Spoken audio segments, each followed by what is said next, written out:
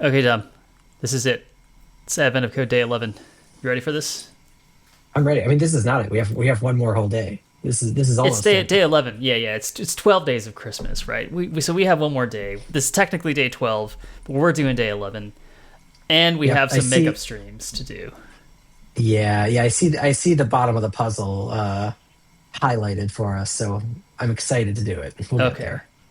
I'm excited too. It'll be good. It'll be good. Yeah. All right. Oh yeah. So why don't I go to the puzzle real quick and we can read it and then we'll get into it. It looks like we're Cool. Yeah. Let's see what we still got. over on day 10. Let me switch over. Gosh, exciting. Yeah. Those one stars cannot stand. No. I Well, need to take care of that. we'll come back around. How do you want to do it? Do you want to do it on stream, or would you rather you and I come up with solutions and then come and just like talk about them?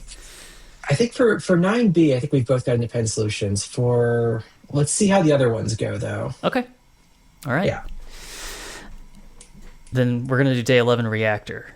This is Bring it probably on. going to be the last hard one. Usually the last day is easy, but you Oh, never that's know. nice. Yeah, we'll see. Could be the hardest one tonight. You hear some loud beeping coming from a hatch in the floor of the factory, so you decide to check it out. Inside, you find several large electrical conduits and a ladder. Climbing down the ladder, you discover the source of the beeping, a large toroidal reactor which powers the factory above. Some elves here are hurriedly running between the reactor and a nearby server rack, apparently trying to fix something. One of the elves notices you and rushes over. It's a good thing you're here. We just installed a new server rack, but we aren't having any luck getting the reactor to communicate with it. You glance around the room and see a tangle of cables and devices running from the server rack to the reactor. She rushes off, returning a moment later with a list of devices and their outputs, which is your puzzle input. For example, okay, we have a bunch of letters, followed by a colon, and then followed by, looks like several chunks of 3-letter strings and a bunch of rows of that. Each line gives the name of a device, followed by a list of the devices to which its outputs are attached. So BBB colon DDDEE means that device BBB has two outputs, one leading to device DDD and the other leading to device EEE.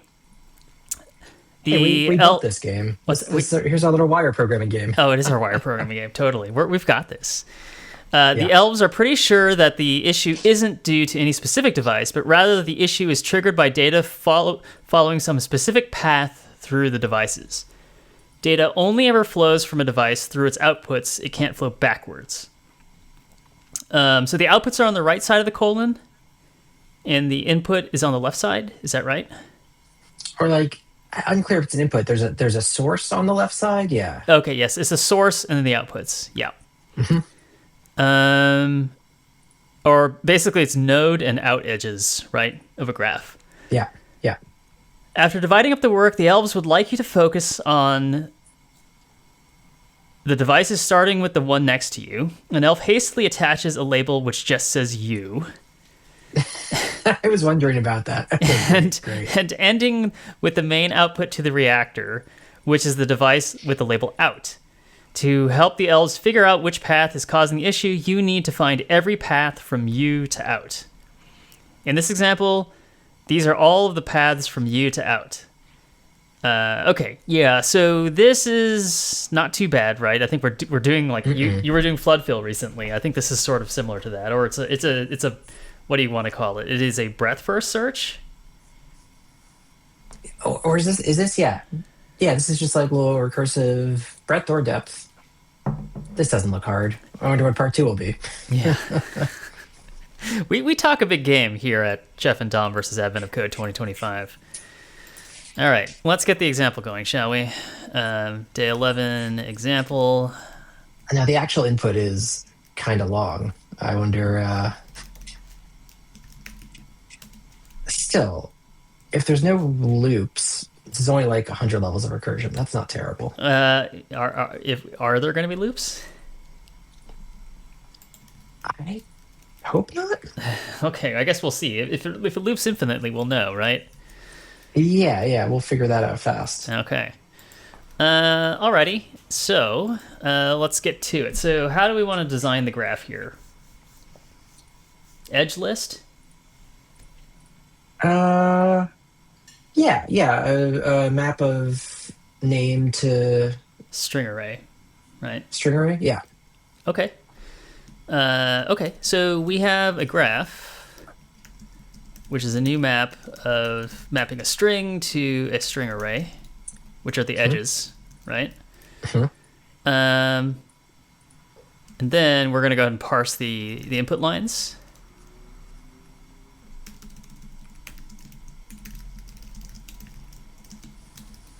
And I guess first of all, we can split the line by the colon. And then I guess it's basically the first thing is actually just the node name. I don't know what you want to call that, the node. I think it's Yep. a server, right? Do we want to just give it the name server? Are these server? Yeah, sure. Call it a server. Okay. And gotta let the flavor text leak into the code too. Yeah, of course, of course. It's annoying when the code name, the names in the code do not match the names in the product, right? It's really annoying. Classic Actually, fallacy, right? And then we're gonna split the other things by space, and then we're going to do graph.set of server and edges. Does that feel about right to you? Yep, love it. You know what? I'm gonna do this. And the reason why, I suspect this is going to be easier to print.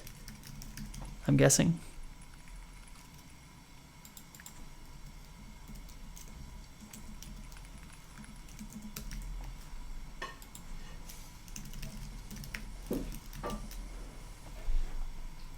Okay, that looks pretty good. Looks right to me. All right, So multiple of these yeah, go out. Is that right? there are multiple. Yeah, EEE, FFF, and GGG all go out. Interesting. And III, because so we're counting the, or I guess there's a fifth path too, but we're counting the paths to out. Yeah. Is that the same thing as the number of paths from each out into U?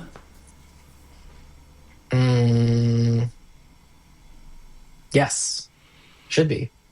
Is it better to count that way, or is it better to count the forward way? That's interesting. How do we? Well, how if we let's? I guess maybe what it is it's not obvious to me how we would count the forward way. We would be checking everything. Or either that, or we just need to make the list of outs, and then we would basically for each out, we would find all paths to every single one of those, right? Right. And are there paths that you can't get to? I guess AAA isn't in this graph at all. So there's no U to A to interstate. Okay, so some of these things just don't connect to you. I like the idea of going reverse. Did we just build the data structure wrong for that? We might have. To go reverse. To go from out to U, yeah.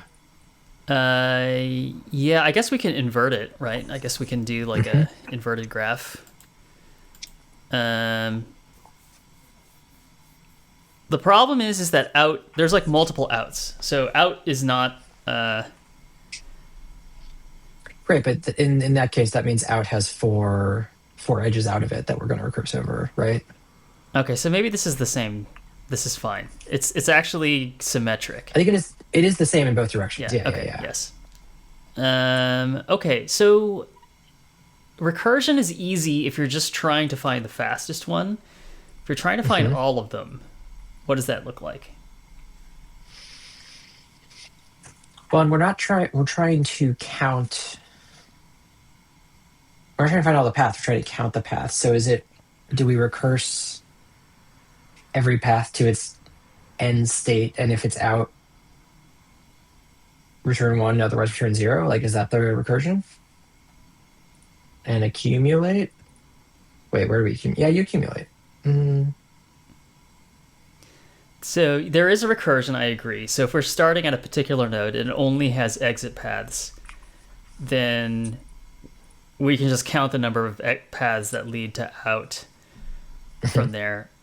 And then we can also do that memoization trick that we did before, right? We can basically keep a cache so that if there are different prefix paths that make it to something, then yes. Different prefix paths we count them separately here, though. Yes, we will. Yes. Okay, yeah. But we still will cache just so we don't redo the same thing over and over again. Okay, yeah, that seems right. Okay. Excellent. Okay, so the cache is a map from string to number. Mm-hmm. And then we do function num paths from, which is a string, and we have a graph, which is up there, right? Mm-hmm.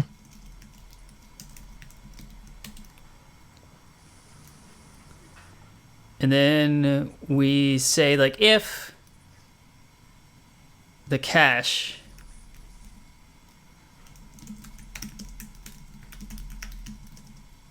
has this already,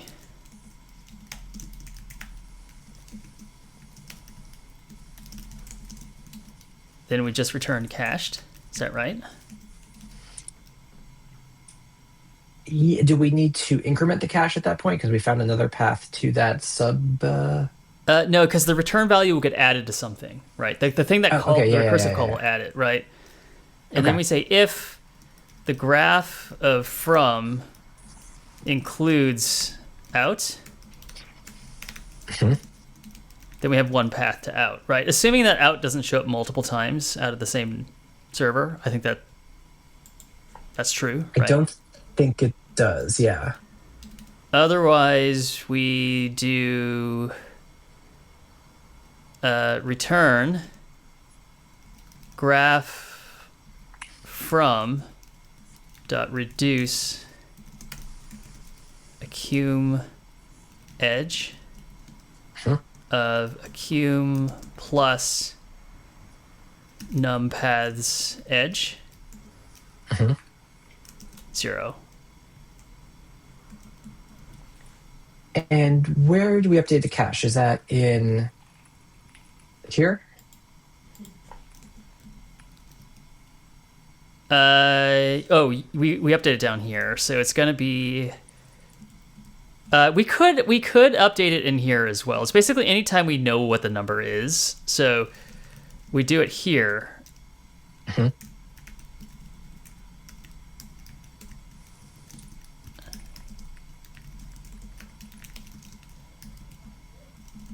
Cool. Yeah.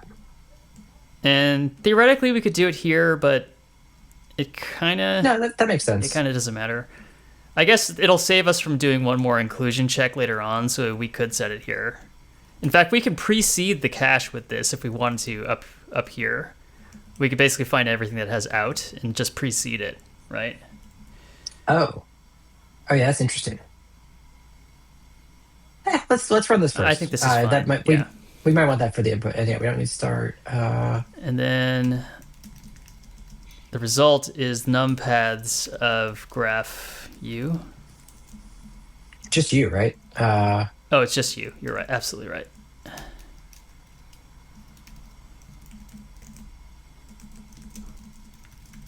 I don't think I caught the answer. Let me see what the answer is. 5. 5. Okay.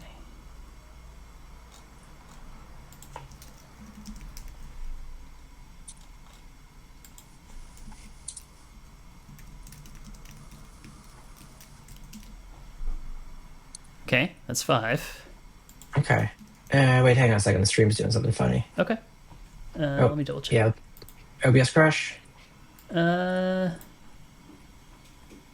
looks good to me. Cool. Thanks for checking. Right. Yeah. But I have it in a quarter. I can see when it flips into guy with head in his hands. Okay. Well, we're back.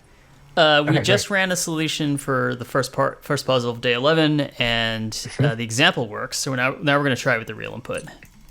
Do it.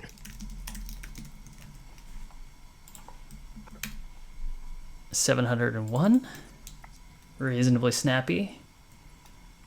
That sure sounds like an advent of code solution.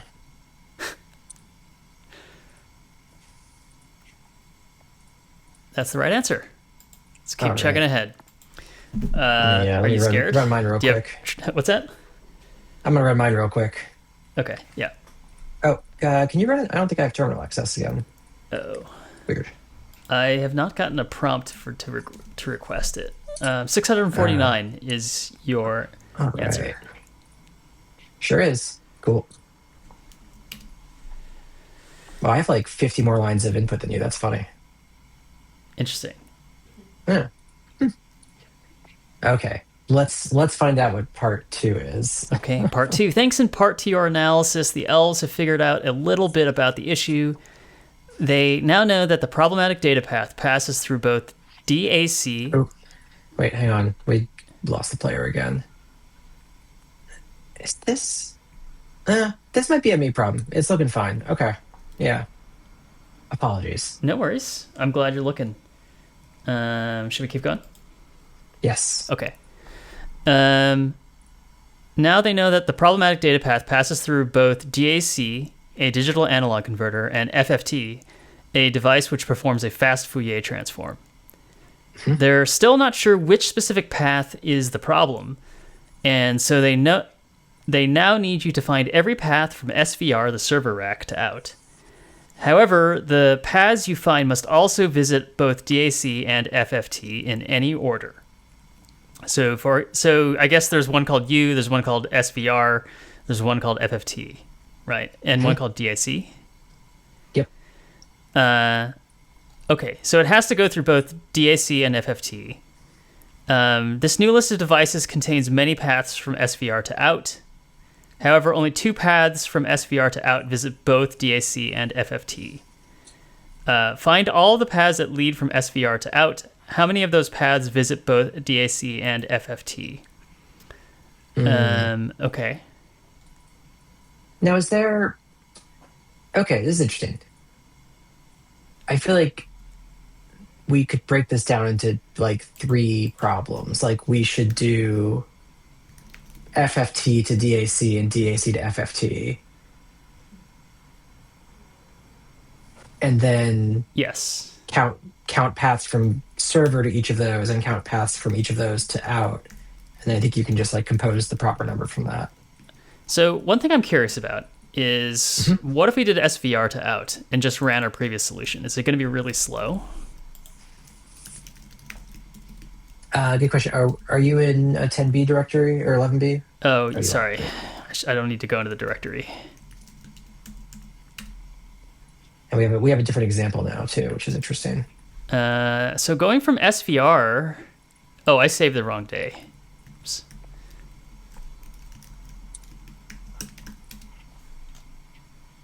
We're going to start from SVR, and I just want to see how many there are if I just run it like this. Okay, there's a lot. It's really fast, but there's a lot. Yep. I do like your thinking, though. If we just break it into 3 things. Yeah, because we'll have to multiply it. Basically, we're going to find out how many FFT to DACs and then how many DACs to out that don't touch FFT specifically. Yeah, there's like a couple extra cases here, but it's not terrible. Yeah. I'm going to do the thing where the cache is wrapped. Oh, yeah, I like it. Right, because we're doing like multiple solvers now. Yes.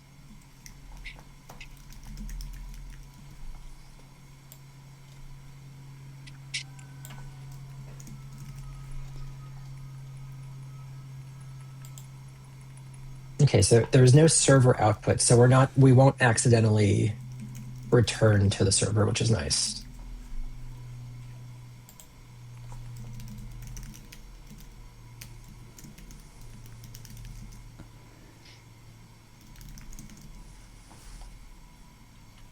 I don't need to capture I'll just assume that the graph is defined globally.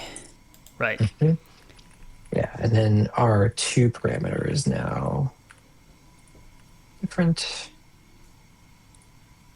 Okay, cool.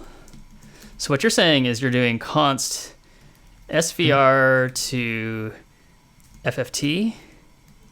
Mm-hmm. Okay, and there's another condition we want here. We want to exclude DAC from that search. Does that make sense? Yep. Yeah.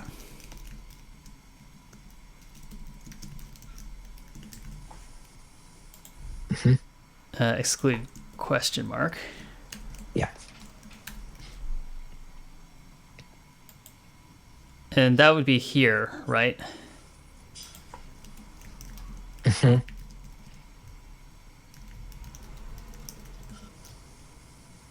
Yeah, and filter exclude.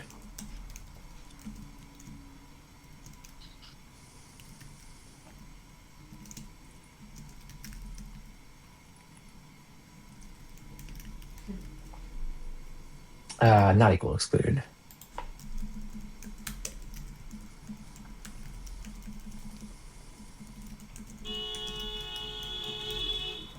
Uh-huh.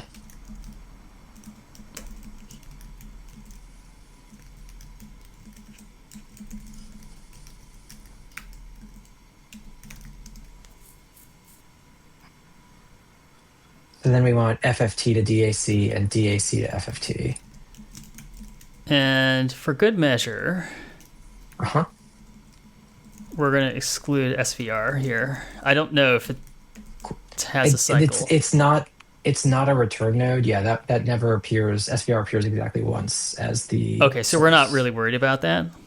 No chance. No chance. And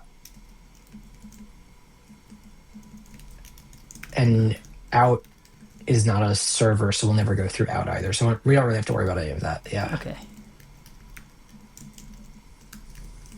And now we want DAC to Out. Mm-hmm. And this is DAC to out, skipping FFT. Mm-hmm. Skipping FFT. And then we want FFT to out. Huh. Skipping DAC. Hmm. Okay, and then so the result is SVR to FFT times FFT to DAC times DAC to out. Time DAC to out, yeah. Plus SVR to DAC times DAC to FFT times FFT to out. Huh. And let's do that on the example first.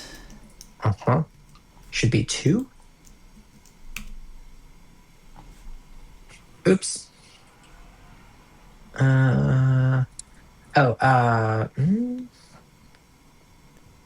Includes? Huh. Why would graph from... Do some things not have anything? Let's if graph from is undefined, console.log from.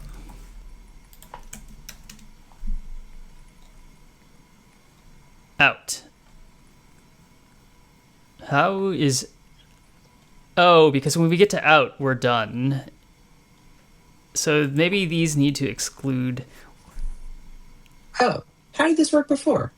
Because we stopped it out. Oh, because we stopped it out. So maybe what we do is we filter...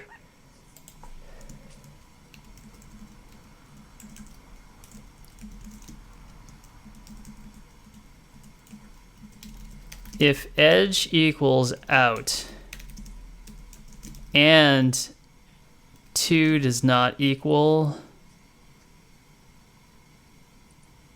Well, out is always the last one, right? So we're always going to exclude out, right?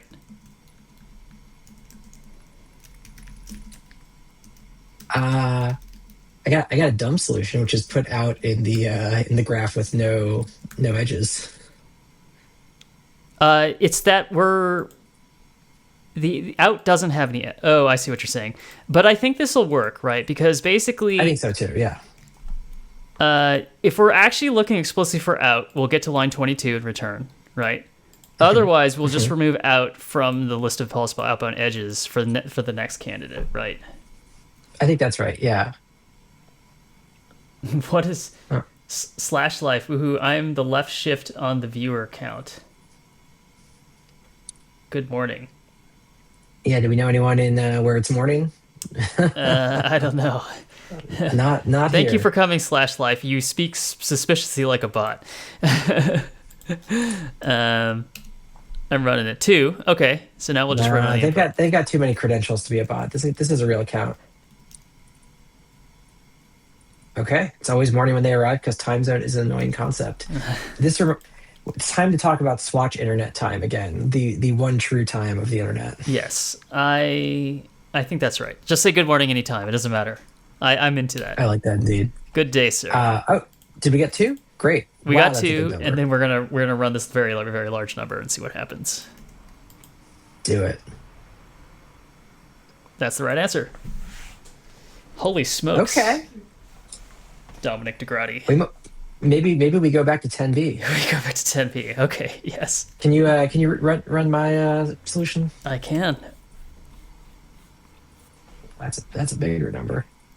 You're always very aware of when the numbers are bigger and smaller. It's a fun little competition you and I have. It's like we're betting on greyhounds. Well, shit. Okay, was that too easy? That was great. Well, I think what happened is you got the insight right away. This is the aha moment, and you just nailed it. Yeah. Laser focus. Slash Life says they're not a bot. They're an artificial life form. All right. Well, Cool. we have not had artificial life forms on here except for bots, so I welcome the non-bot artificial life forms. Indeed. Yeah, I don't. That answer just came to me in a flash of graph solving. All right. Well, But this is I going into Git. do like it. So here's the question: do you want to do day 12? Yeah. Why don't we do that? Yeah, let's do it. Okay.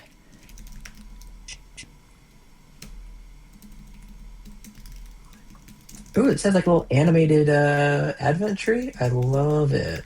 Advent calendar, cute. Okay. Let's do day 12. Yeah, And then maybe tomorrow for a bonus stream, we'll try to repair back and do 10. we can. 9 Yeah, or I think 10. I like having tomorrow if it's all coding, just like Yeah. tackle the hardest ones. Day 12, Christmas tree farm. It's the 12th day of Christmas. You're almost out of time, but there can't be much left to decorate. Although there are no stairs, elevators, escalators, tunnels, chutes, teleporters, fire poles, or conduits here that would take you deeper into the North Pole base, there is a ventilation duct. You jump in. After bumping around for a few minutes, you emerge into a large, well-lit cavern full of Christmas trees. There are a few elves here frantically decorating before the deadline. They need to unionize, these elves. This is like some Amazon right? fulfillment center shit, right? Did you see the union news today? The Tell me about it. ID software entirely unionized. Like 160. It's like front to back. ID's entire. Oh my god. Engineer. Yeah. Right. Shout out. So rather than 12 days of Christmas, the song tonight is Solidarity Forever. Solidarity forever. Solidarity forever. Let's see. So they're working with CWA. Mhm. Is CWA the one that Game Workers United works with as well? I think so, and I think what pushed this was the like everyone decided they wanted an AI protective contract, which like good shit. I'm into it. Yeah, same. It is open. Are they not owned by Microsoft? Yes, they are. They are, yeah, via Bethesda, Via ZeniMax. via ZeniMax. ZeniMax is not a real company. Whatever it is, it's clearly fake. Well, apparently ZeniMax is also they're also trying to unionize. Yeah. Um, Oh, okay. and I don't know if it was wall to wall in the same way. That's great. I'm into it. Yeah, I'm very envious of all the hidden plays today. That seems great. We I should love that call for up our them. friend John Carmack and see what his opinion is. I bet he's I hardcore anti-union. I don't know. He's not. Who's the Epic Games guy? He's the shithead. At Epic Games is Tim Sweeney. Yeah, fuck Tim Sweeney. Okay. Is Carmack an asshole too? Carmack, I think he's in the same kind of like technological progress above all Mm, scientism kind of mentality. fair enough. Fair enough. He always seemed kind of well intentioned, although I did read I read this really good book about id Software. It wasn't Romero's book, but it was another one. It Mm, wasn't Doom Guy. It was another one about id Software. And okay. Carmack, every time I hear him talk, he's like a very smart guy. But again, like very, very kind of like, what do you call it? Is it left brained about things? And Yeah, I like Carmack. I have a good mental impression of him. yeah, yeah. But I also imagine that he's maybe a little bit instrumentalist when he looks at people, right? I can see that. Yeah. You're either a tool to him or you're just in his way, kind of thing. Yeah. I don't Yeah. know. That I makes mean, he sense. actually seems kind of like a nice guy, maybe a little bit ever so slightly on the spectrum, but like, he's has I a mean, good sense of humor that's about great though. himself, and I yeah. mean, it continues to make like its own weird game engine that is really interesting and performant. Like Does I'm anybody into use it. idtech Whatever. still? I don't know, but they keep making id Tech games, so I think they're on Idtech six now. 8? Eight? Yeah. Wow. Is anybody using it? It's just one game, Yes. Doom: The Dark Ages. It Yeah. seems like it's Okay. all Bethesda games that are being used here, with Wolfenstein, Indiana Jones and the Great Circle. Did you play that game, by the way? No, I really want to. It looks great. I Yeah. love Machine Games games. Right. They're all about punching Nazis. Machine Games has one mission in life, and it's to like give you ways to punch Nazis. You're absolutely right. That actually makes total Yeah. sense because they did all the Wolfenstein games, right? The new Wolfensteins, which are like actively great. I don't know if you played those, but they are I played the one where you like play the kids, which I think is the second one. oh, Uh, that's like the third one. Yeah, like okay. that's a spin-off. I don't know if that was good or not, but the BJ Blazkowicz ones are so delightful. Like rock and roll Nazi killing World War II shit. I think maybe it was it the new Colossus? The one with the Are you kids in that kids? one? I think I it's don't think Youngblood. it's Youngblood. Okay. Yeah. Youngblood is not an id game apparently, which is actually well, I think maybe Wikipedia is just behind. Oh, yeah, it says it Tech 6. Yeah, it's not on the list. Whatever. That game was fun, but I got sick, and I also thought it was too hard. That's fair. I think they're hard. They are challenging, but Okay. Yeah. all right, back to the trees. Go Yes. unions. All right. The elves need to unionize, is what I was saying, because they're working frantically before the deadline. They're probably peeing into bottles and crashing Yep. their delivery vans. They think they'll be able to finish most of the work, but the one thing they're worried about is the presents for all the young elves that live here at the North Pole. It's an ancient tradition to put the presents under the trees, but the elves are worried they won't fit. The presents come in a few standard but very weird shapes. Oh, is this like a bin packing problem? The shapes Uh, and the regions into which they need to fit are all measured in standard units. To be aesthetically pleasing, the presents need to be placed into the regions in a way that follows a standardized two-dimensional unit grid. You also can't stack presents. As always, the elves have a summary of the situation, your puzzle input for you. First, it contains a list of the presents' shapes. Second, it contains the size of the region under each tree and a list of the number of presents of each shape that need to fit into that region. For example, indecipherable. The first section lists the okay. standard Yeah. present shapes. For convenience, each shape starts with its index and a colon, and then the shape is displayed visually where hash is part of the shape and dot is not. So these are what do you call the Tetris pieces? Tetrads? Oh, yeah, or tetrominoes, yeah. Tetrominoes. Yeah, they're kind of tetrominoes. We're basically doing Hmm. Tetris fitting here, right? Hmm. The second section lists the regions under the trees. Each line starts with the width and length of the region. 12 by 5 means the region is 12 units wide and 5 units long. The rest of the line describes the presents that need to fit into that region by listing the quantity of each shape of the present. 101032 means you need to fit one present with shape index 0, no presents with shape index 1, one present with shape index 2, and so on and so forth. Okay, okay. Presents can be rotated or flipped as necessary to make them fit in the available space, but they always have to be placed perfectly on the grid. Shapes can't overlap.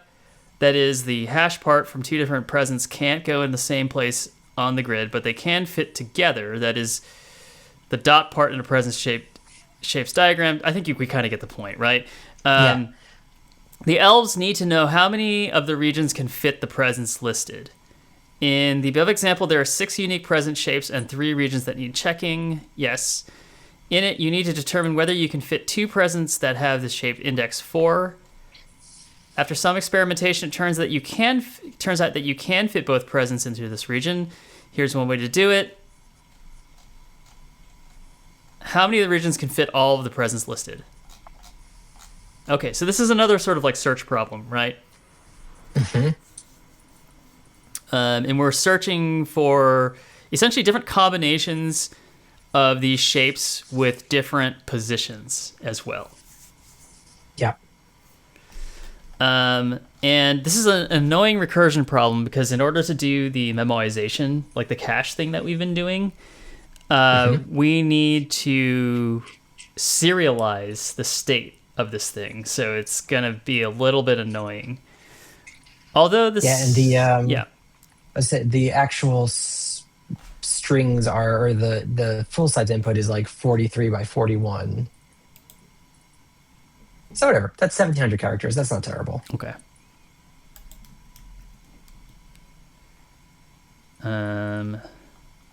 Okay.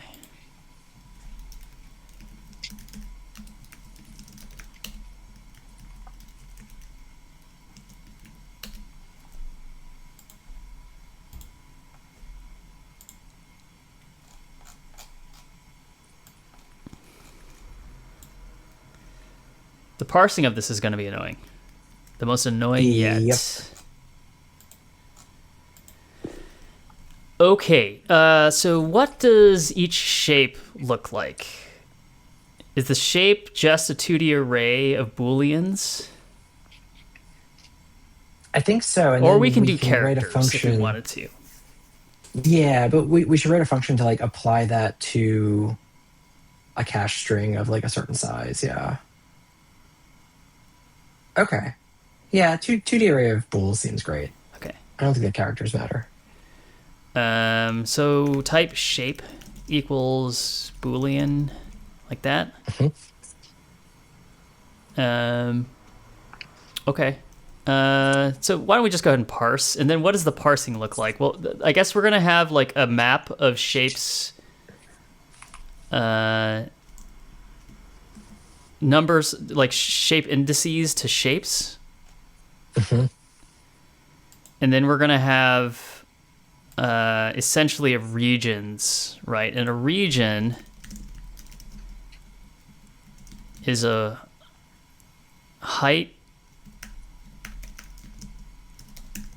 a width, and then a what do we want to call this? A requirement? I think requirement, yeah.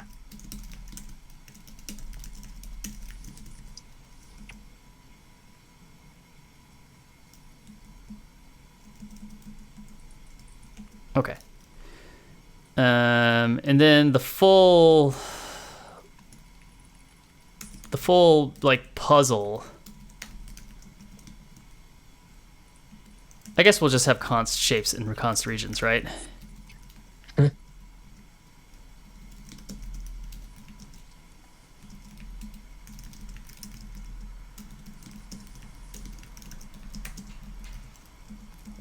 And then we will now parse, right? Uh-huh.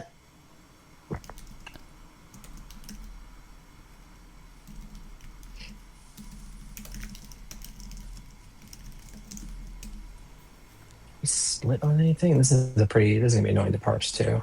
There's not much to split on. Just What like we blank can lines. do is uh, shapes, Yeah. regions. I guess it's really just two things, right? So,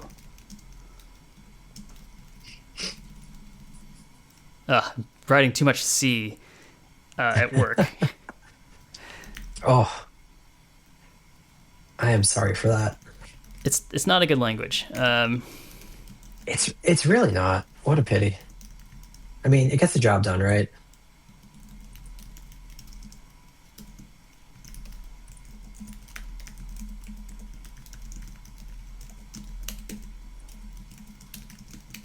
We'll do it like this. How's that? Okay, so we're for parsing shapes. We're gonna have a current shape. Mhm. I guess we can do an inner loop here if we actually do it by like let I equal 0, I less than lines dot Oh, I length like that. Yeah, yeah, I plus plus. yeah. Hmm.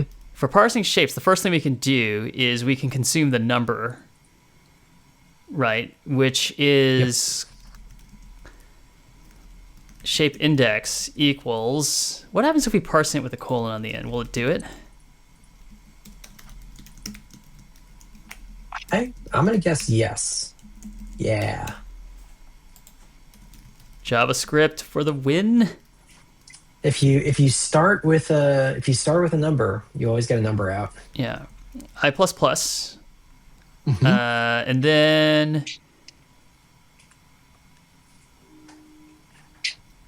then while There's lines I is not an empty line, right? mhm, mhm. We read in that line of text, right? So we basically have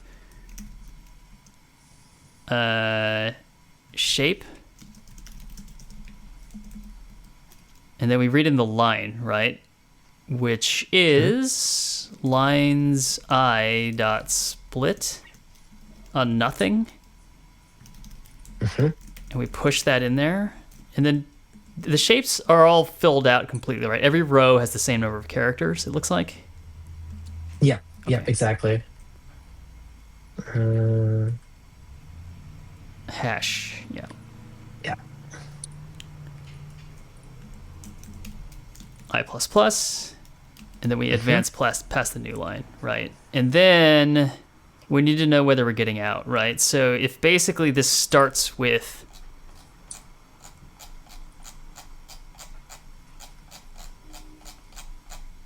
if it starts with if it has an X in it, right? Okay. Yeah, yeah, yeah, yeah.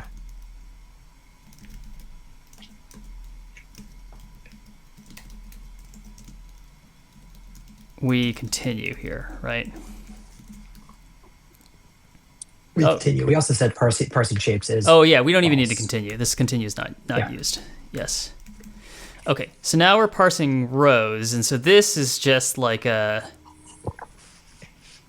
we're just going to consume the rest, right? So we're going to do this like one line at a time.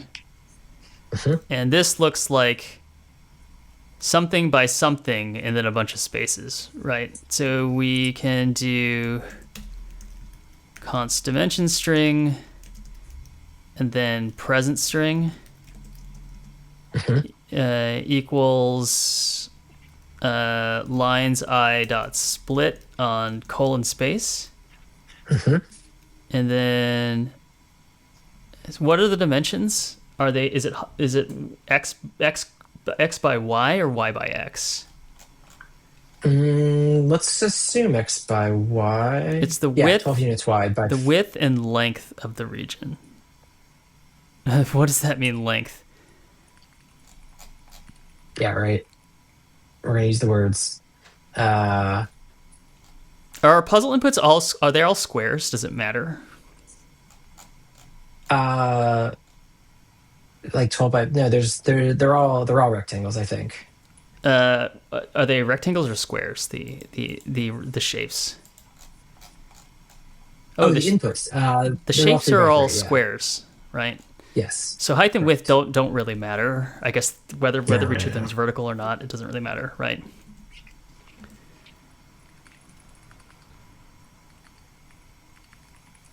Hmm. Region needs to have a width, length, and presence. So we can once Yeah. we've established the width, we can do it. Right. Okay.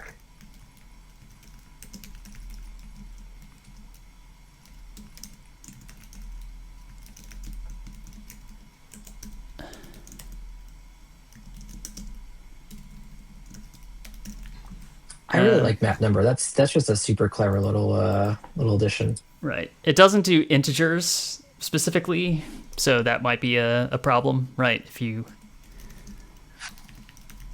JavaScript doesn't have integers, does it? parse int will give you integers, right? So if you do parse int over like That's four fair. That's point fair. Yeah, five, yeah, you get 4. Yeah. yeah. And then this is splitting by spaces and then mapping number again, right? Mhm.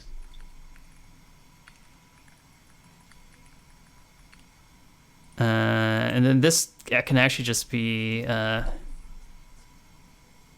it's a map of a number. I guess it can just be an array. Should it just be an array? I think an array is fine because like the index maps to the shapes array. Yeah. Right. Okay, so in that case, this is just a push then, right? Oh yeah, and we didn't shapes dot push shape, did we? We're doing it over here. No, that's shape. Uh, Oh, I see. Yes, you're absolutely right. yeah. And that one actually needs to happen after we're done with. Oh, we do it here. So I think this actually makes sense right here. Totally. Yeah. Yeah. Okay, that's a very complicated thing. I'm glad you have that log there. So we'll go ahead and run that. Yeah, I think. No, this is the most complicated one we've had to do. Yeah, yeah, yeah. This is saying it can't split on lines I. Huh. On line 23, this one here. Lines I is not equal to. Huh. Oh, this is just going to the end of the input, right? Oh, is that not equals not catching it? I would think that this would. Yeah, let's output the line, shall we? Cool. Yeah.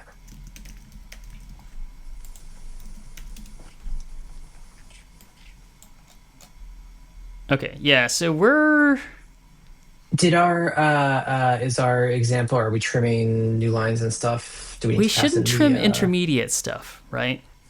Um, Yeah. is that what example doing? It's loading file,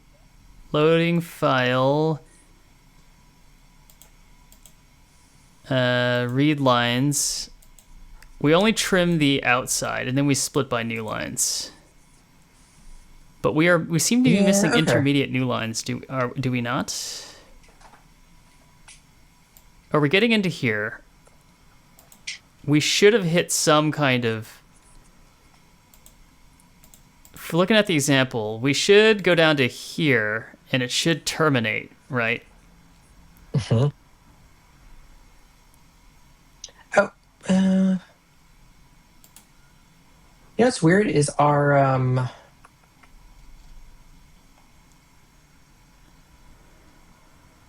the numbers are consumed. The indexes. It looks like we're consuming the new lines somehow. Does that sound right? Oh. So if lines are not equal to empty space, we continue. But that means if this is true and we're pushing it, the line does not include X. All right, I think this goes out here, and then we will jump to the correct second loop. Okay, yes. In fact, well, what skips the new line? Oh, it's this one, line 28. Yeah, okay. exactly. So we skipped. Yeah, there we go. Okay, our regions. It's true, true, true, true, true, false, true, true, false, and this last shape looks right. like an hourglass. True, true, true, true, false, true, false, true, true, true. Okay, that looks right. And then 12 by 5 in the example. 1013032. Okay, I think we've got it, right? Yep, looks good. Okay. Now we solve. Okay. So A simple matter of bin packing. sort of. I mean, basically the idea is we go through the requirements of each region, right? And then for each required I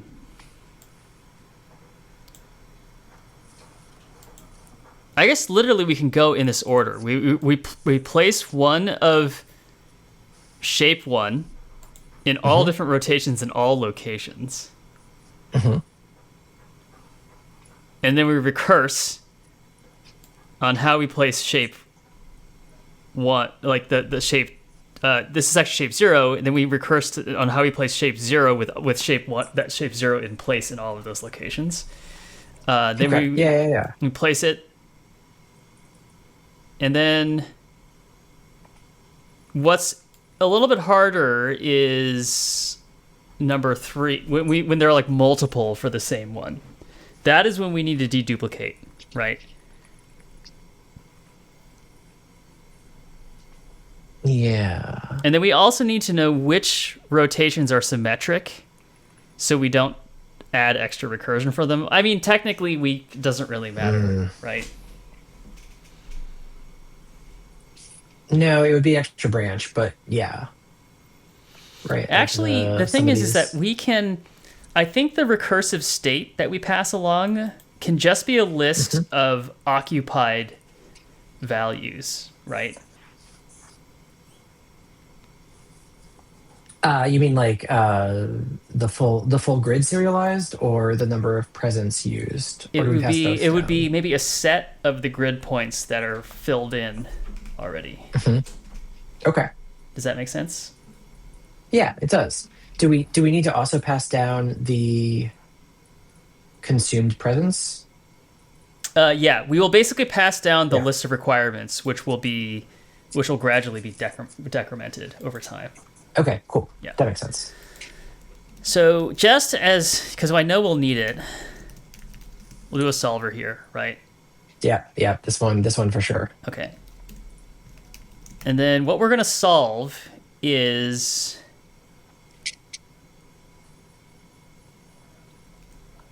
I guess we take shapes. I guess shapes are already defined, right? And what we're trying to solve is the requirement to place a set of requirements, right? So what did we call it? Presents? Presents. And those are presents that haven't been placed yet, right? Yes. Yeah. And then we have essentially a state of already occupied things, right? And we're going to do the solver for each region, right? So occupied is... I guess we can just do a set. And then it's a set of coordinates, right?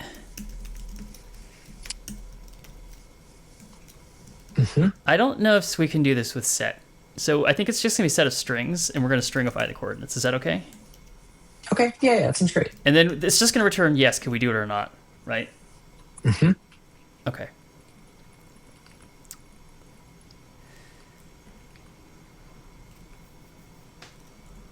And then we'll have what I think is going to be visited, which is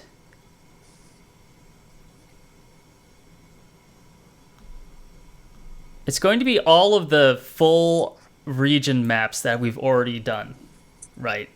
So what does that look like? Do we want to Mm, serialize that to a string? The whole thing?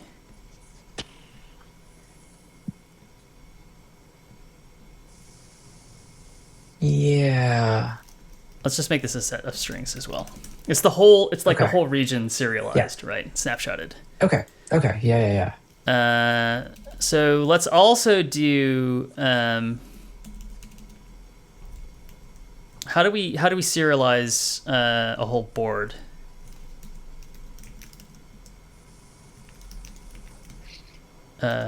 Region. Mhm. Yeah.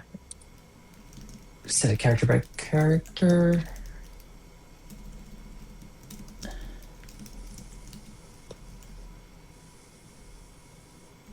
Uh, these are each coordinates. Is that right? Hmm. It makes sense to do coordinates, or would it make sense to have like a just keep a single string and have a function that like sets a shape into it at a position? You're I think 2 steps ahead of me right now. Oh, okay, great. Sorry. Yeah, no worries. So serialize location, right? Mhm. And it's just going to be X number, Y number, Mhm. and this is going to be X, Y.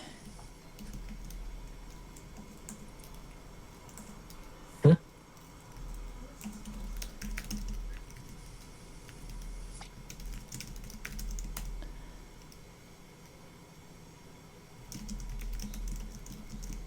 And I guess we'll return 2 numbers.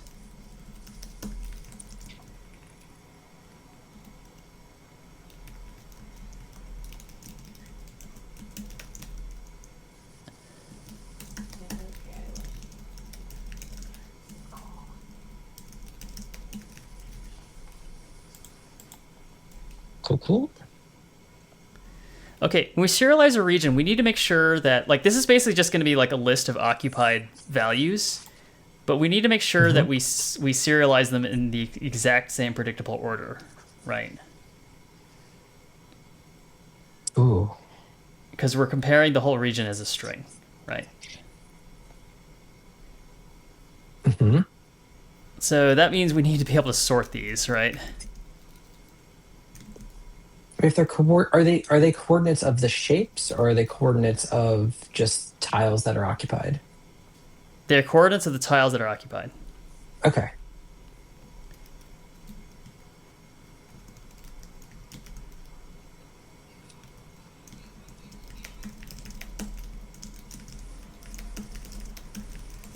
And this is so if A minus B less than 0, return -1. Hmm. If B minus this is so annoying. Oh, I guess yeah, we yeah, can yeah. So just sort doing. their strings, right? We can just sort them lexicographically and it should just work.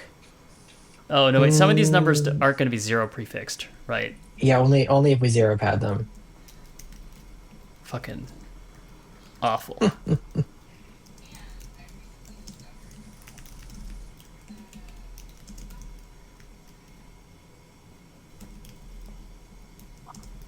Do you follow what I'm doing here? Yep, yep. You're starting by row, then column.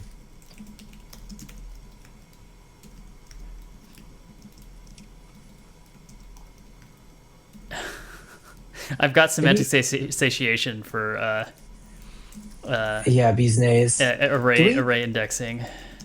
Do we need to sort this, or can we just? Because like if it's a sparse set, we still just set every point in the string, right? We need to sort it because the serialization needs to be consistent, right? Because this Serialization set needs. might have the same 2 coordinates, but there's a different set that has them that might return them in a different order. But they need to be comparable as the Oh, same thing, right? Oh, okay. I see. I thought you were going to serialize the string as like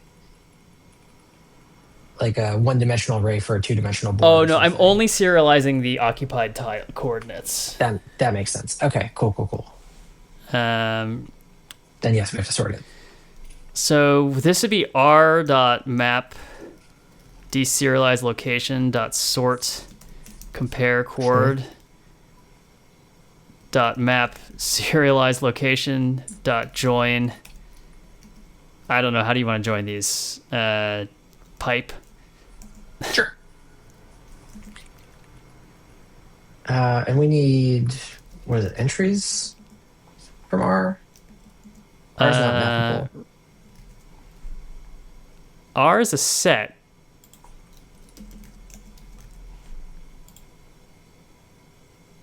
And then let's have the location that this thing takes just be a number.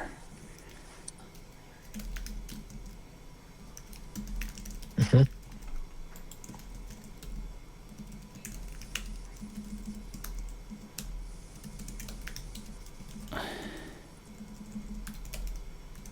Let's say, do we want our type chord?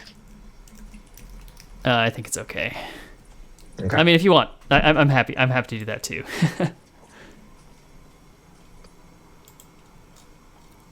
Okay, so why the fuck did we do all this? The reason why is that inside solve, if uh,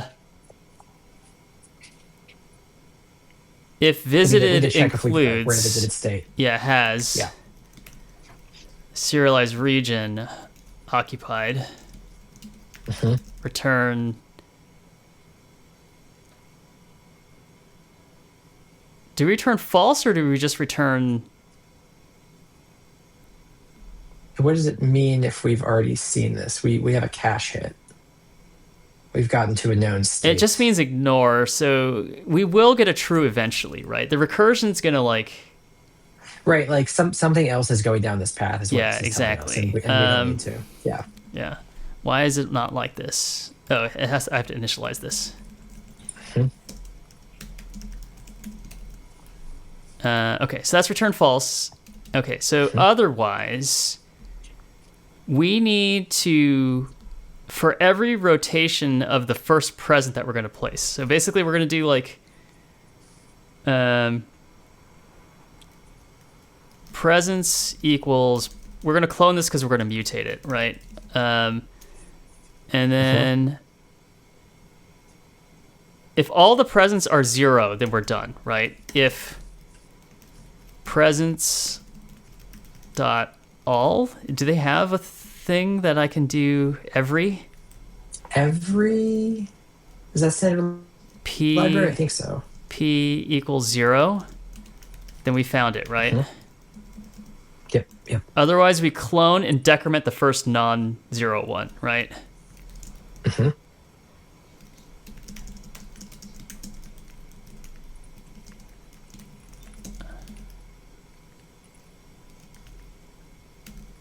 You could probably do dot find there just to Oh, dot show from the find first. index, yeah. Oh yeah, find index even. And then this is the value, which is n greater than Mhm. 0, right? Yep.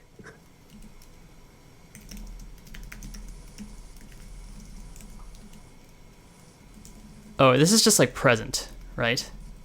Mhm. Mhm. And then present index minus equals 0, Mhm. minus 1, right? Yep. And then this for loop can go. And now we need to place that present, right? Yeah, And we need to this is do what I don't like. all possible placements of that present in all rotations. Like every spot it will fit. Yes. Okay. Okay, so we need like a can place present XY. Yes. Sure. Maybe what we will do is we will a function that takes an occupied and a present and a shape, Hmm. And a rotation and an X. Yes. I think this is everything you need, but we also need to pass an occupied. And then maybe what we You can do occupied, is yeah. it can return a new set that Hmm. will be updated with that thing if you can place it. Otherwise, it'll return undefined. Something like that. Okay. Yeah, I like that. I like that. And maybe we'll call it like attempt place, right? Mm-hmm. This is a shape. Hmm. The direction is it's like the rotation. Yeah, And is that just a number? Number of counterclockwise rotations. sure. Yeah, I think that makes sense.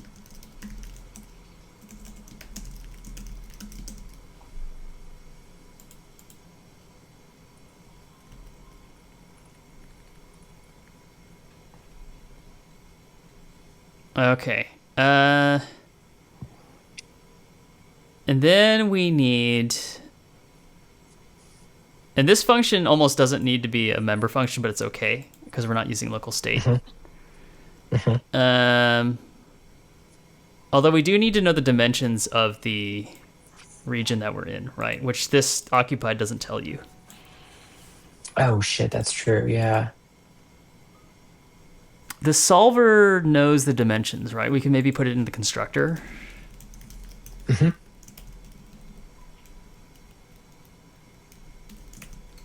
Constructor. And then what is it's width and length. It's width and length. Yeah. Public width number, public length. I can't really get behind this notation, but whatever. Do you do this? In the constructor, I don't love it, but yeah, Angular forces me to do this a lot. Okay. Well, you can make Because yeah, now if you want, we can assign them explicitly. I don't like no, I this. mean this does it, right? This Yeah, it does it. Yeah. Um. Okay, so then we're gonna have something called rotate, right? Hmm. For the shapes. And I guess technically we could cache those. That's true. We could cache all the rotations, but yeah, I do think there is a yeah Yeah. Uh, returns a shape. Yeah. yes. And is this recursive? Is rotate recursive? Yeah. Huh. I think Oh, it I see. Just is, do it right? once and keep rotating. Yeah, Yeah, why yeah. not? That seems nice. Okay. For let I equal 0, I less than... I guess we're going to do like const rows equals present dot length. Hmm. Const calls equals present 0 dot length. Hmm. For I equals 0, I less than rows, I plus plus. For let j equal 0, j less than calls, j plus plus. And this is always a mind job. If we're going to rotate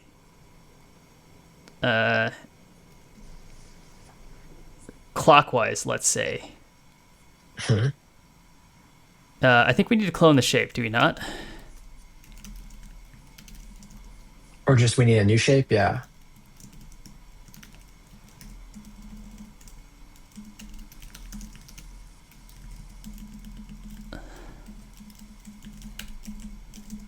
Okay. Result. All right. This is one rotation clockwise. Help me out here. Hmm. Um,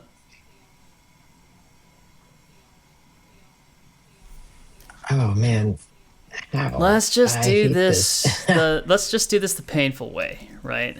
Okay. A B C D Uh-huh. E F G H I, and what does that do when we rotate it clockwise? G D A. It's GDA. Yep. I'll let you type. I'll let you go. G D A. Keep going. Yeah. Oops, where'd my cursor go? HEB CF5? Yeah.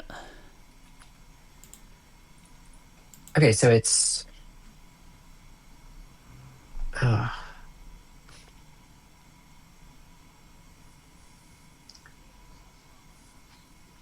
result of IJ equals. This is painful. Yeah, Because it depends I on like hate how far from the this. center you are, right? Hmm. Um, this is exactly the kind of like Claude code problem that you'd want because it actually this is pretty close to useless knowledge, I think. Um, Yeah. So since we're doing a single rotation, it is constant. Like if we rotate this 90 degrees 3 times, we can just write we can just write it. say again. Oh, like we can just say result equals present. Oh, are they all three by three? Yeah, yeah. Oh yeah, yeah, Everything's three yeah. by three. Yeah, yeah, yeah. Just be dumb. Okay, okay. So let me let me It, let me write this out then. So it's 0, 1, 2, uh-huh. 3, 4, 5. But the problem is like it's two dimensional, right? So this is Uh-huh. 6, 3, and it's 6, 3, 0, Uh-huh. 7, 7, 4, 1. 8, 5, 2. Sounds right.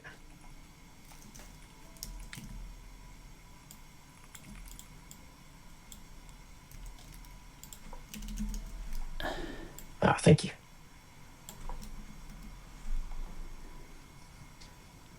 All right, so let's see. This is present 2, 1.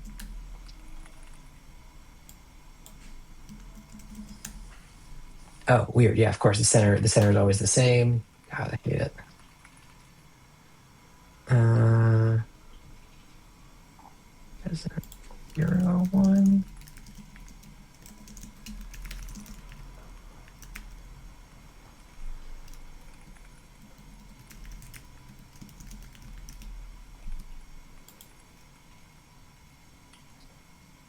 Okay, there you go.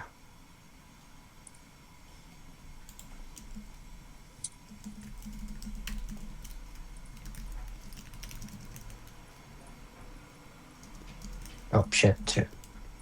One on do buffer is terrible. I hate it. It's yeah, it's a little tricky. And then we do this. Hmm. Why do we need the structured clone? Because we need to do this multiple times. Huh?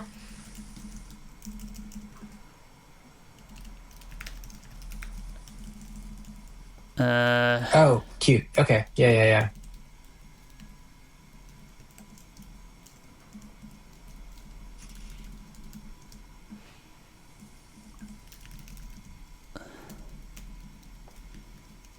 Is this the sequence that you Wait. did? Yeah, yeah. I mean, it was already creating a new 2D array there. What do we need to do this for? I mean, I'm just. Oh, I see. I'm just not. I'm trying not to clobber, but it's fine. I'll Oh, just clobber. yeah. So we don't need to clone this. I think it's okay as long as. I mean, I'm gonna clone it just because in case it's 0, we return something new, right? Okay. Yeah, yeah, yeah. Oh, Um, then in that case, this needs to results. be result. Yeah, you're right, absolutely right. Yep. Okay. So attempt placement. So what we're gonna do is basically for every possible location, we're gonna attempt to place it, right? So Mhm. for let I equal 0, I less than width, Mhm. I plus plus. for let j equal 0, j less than this dot length I plus plus, for let dir equal 0, dir less than 4, dir plus plus, or rote is what we want to call it, right? Yeah.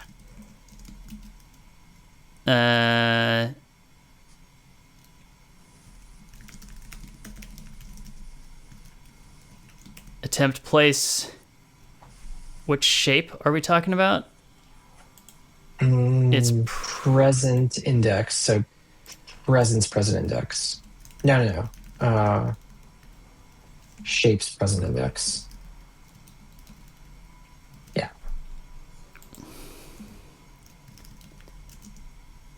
Shape I, j. Whether I is the length or I is the width, it doesn't matter here, right? It shouldn't, yeah. Occupied. If next occupied is not undefined, then if solve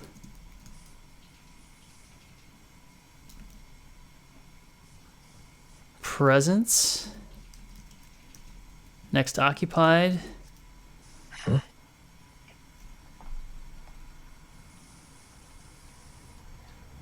It's not if solve. It's just we just set it to we set the cache to it. Is that right? Did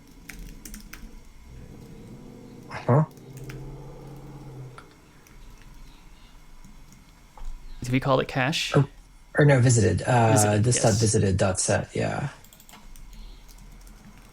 And we set.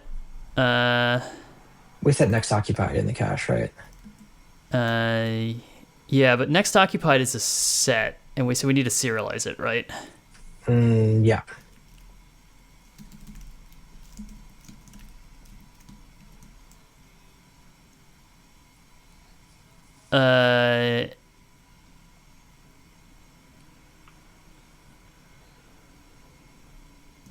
And we actually just do this right away, right? We do it here because this is when we attempt. This is when we attempt it, right? We don't want to set undefined though. You're correct.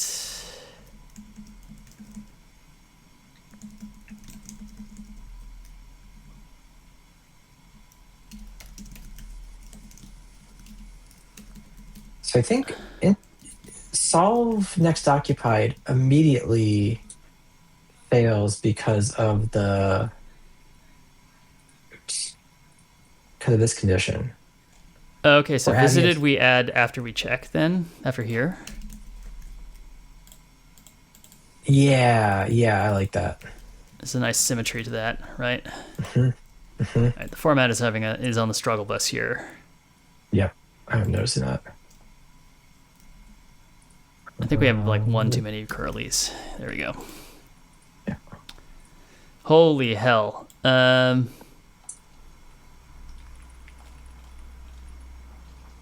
think we return undefined, right? If it's we just haven't done attempt place yet, right? Yeah. Attempt place needs to be, yeah. Okay. So for every position, every rotation, we attempt to place it. If the placement actually works, then we solve with that placement, right? And then if that solve works, then we return true. Otherwise, it just doesn't work because we tried everything we possibly could, right? So at the top of this, if we've already gotten to this particular combination, then we cannot solve it. Actually, do we need to also include the presence as this serialization? Oh. Like what's been placed? Yes. Do we? Because could we reach the same region with different sets of presence? I guess maybe. Yeah, we can. Yeah. Ugh. Well, okay. Should we pause here or should we keep going? I think we pause here. Okay, great. Yeah, this is a great place to start tomorrow. Yes. Um, and then I think there's another to do. Mhm. Yep.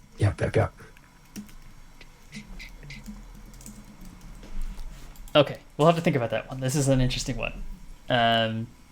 Because I think that might be the secret to the optimization is figuring out whether we need that or not. Um, Yeah.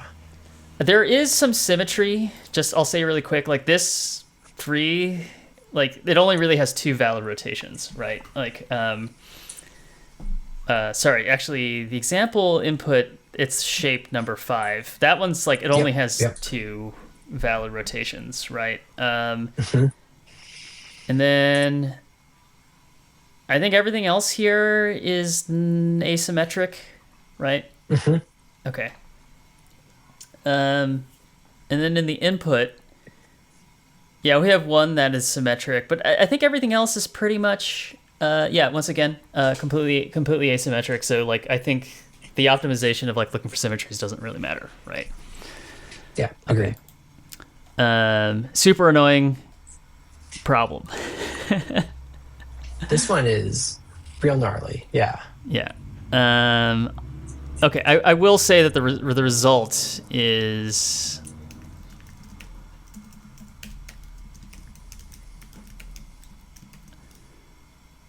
what is presence? Region.presence. Occupied And is then you set. nothing. Yeah.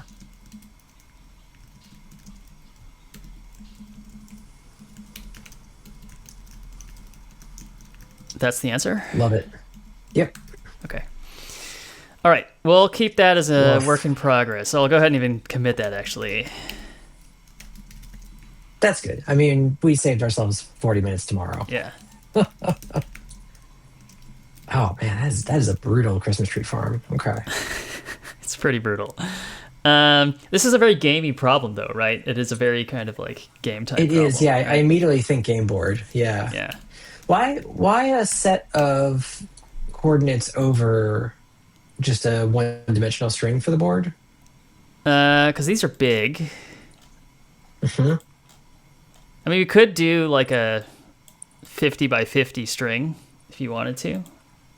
I guess I'm just wondering, like, It's not is the huge. set gonna? Yeah. Yeah, it's only 2,000 characters. Is the set gonna be bigger, smaller? Like I said, I've never used a set of 2,500 items in JavaScript, but I assume that's also totally within bounds. Yeah, well, I Yeah. mean, the Okay. state is literally just what's placed, right? Yeah, So that's true. So this yeah. this state actually starts small. That's nice. Yeah, and the size doesn't really matter. I actually just think that like if you wanted to do like a single dimensional string with all the rows written out, Mhm. you'd have another annoying function to serialize it, right? Like you'd just have a That's different, real. yeah. Fair. Cool. But you could print it out into in an intermediate way, which would be cool, right? Mm. You, We could maybe do that here too. okay, yeah. Oh, I think I know what the optimization for the like. I think presence does need to be part of the cache, Uh-huh. but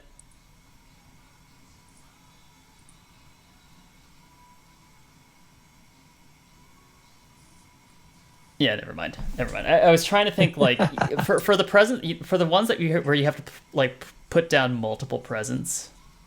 Mhm. I feel like there's some optimization you can do there.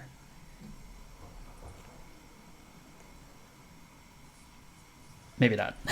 Maybe not. Um, I think maybe we just tack on the serialization of the present string and stick it in there, and then that's the cache, right? That seems good. Yeah, Okay, yeah. but we have a special thing we want to talk about today, which Yeah. is we're talking about video games every day, and the video game we want to talk about for tonight is Stereo Boy.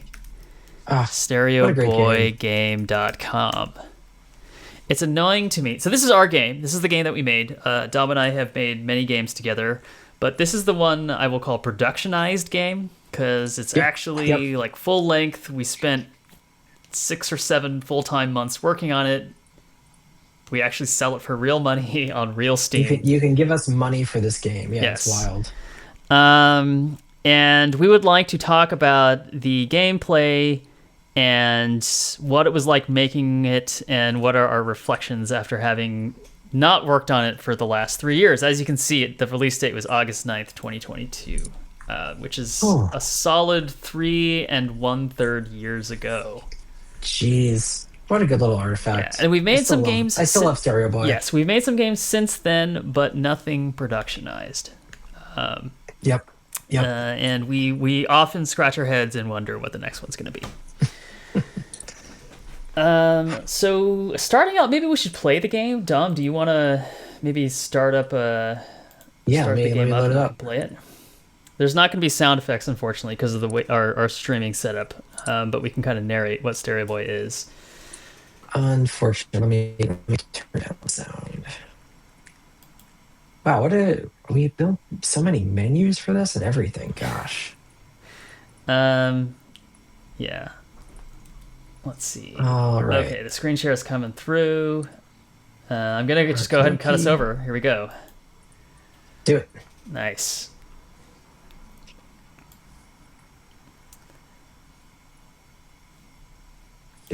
Oh yeah, there we go. Okay, I see the stream caught up. we have an exciting menu here. This is what real video games have, and Yeah, it is real. We made menus. Menus are great. are you able to play all the levels right now? Have you? No, you know what? My Steam save, I haven't even unlocked them all. Oh gosh.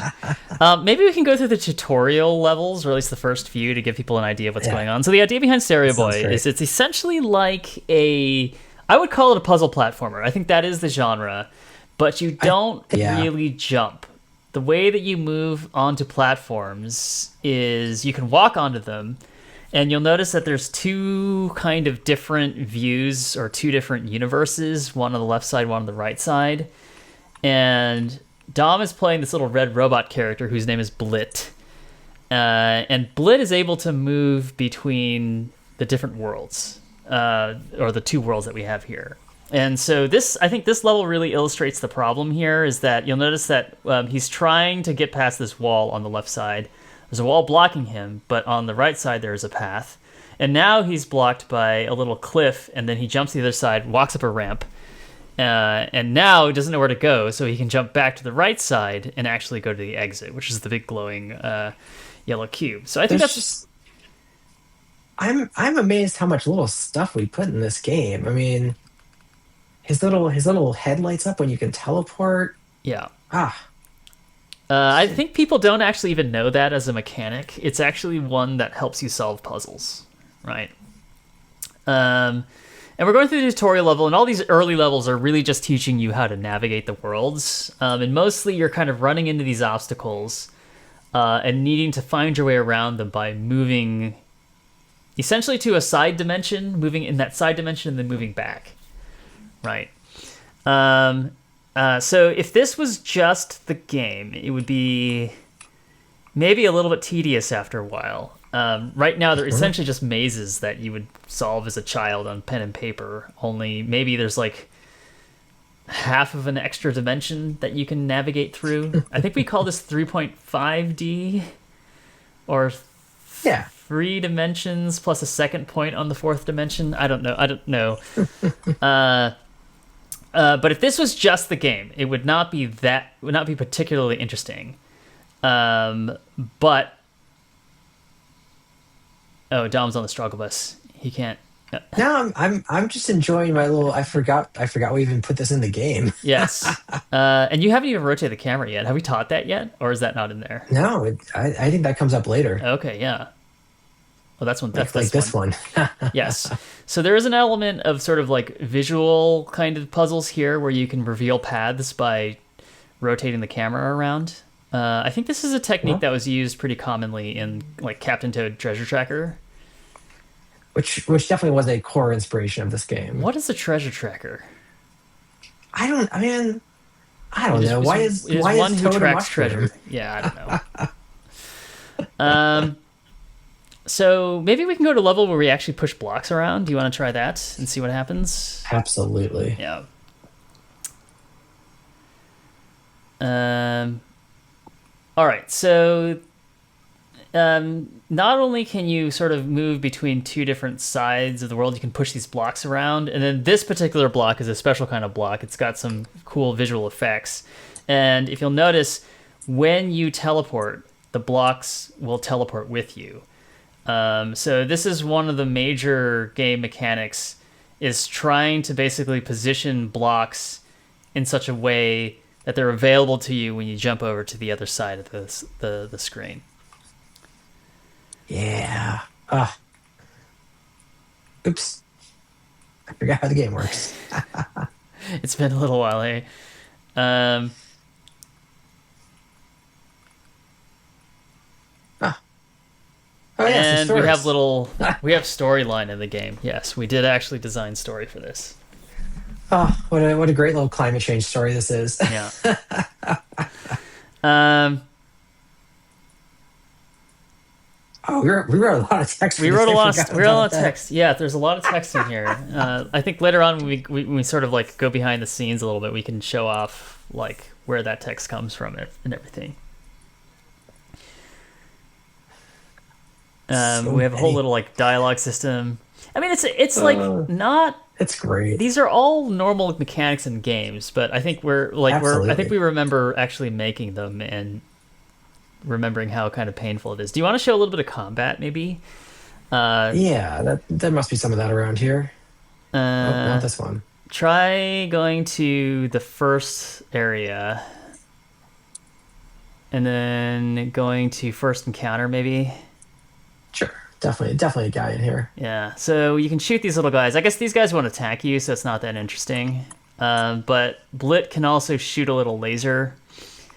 And I would say this is both really fundamental to how to play Stereo Boy and also maybe the. Would you call it the biggest flaw of the game? Oh, I don't know. You think so? I don't. Okay, well, suffice to say that combat was something that we felt was really important at the time to put into the game. Yeah, it's Um, not.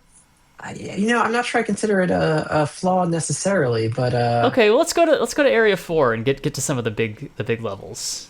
yeah.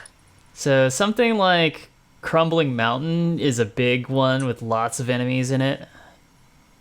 Oh, yeah, sure is. So this is an example of a really complicated level. We've got blocks you can destroy here. You should do the double charge. Do you remember you can do that? No, I forgot.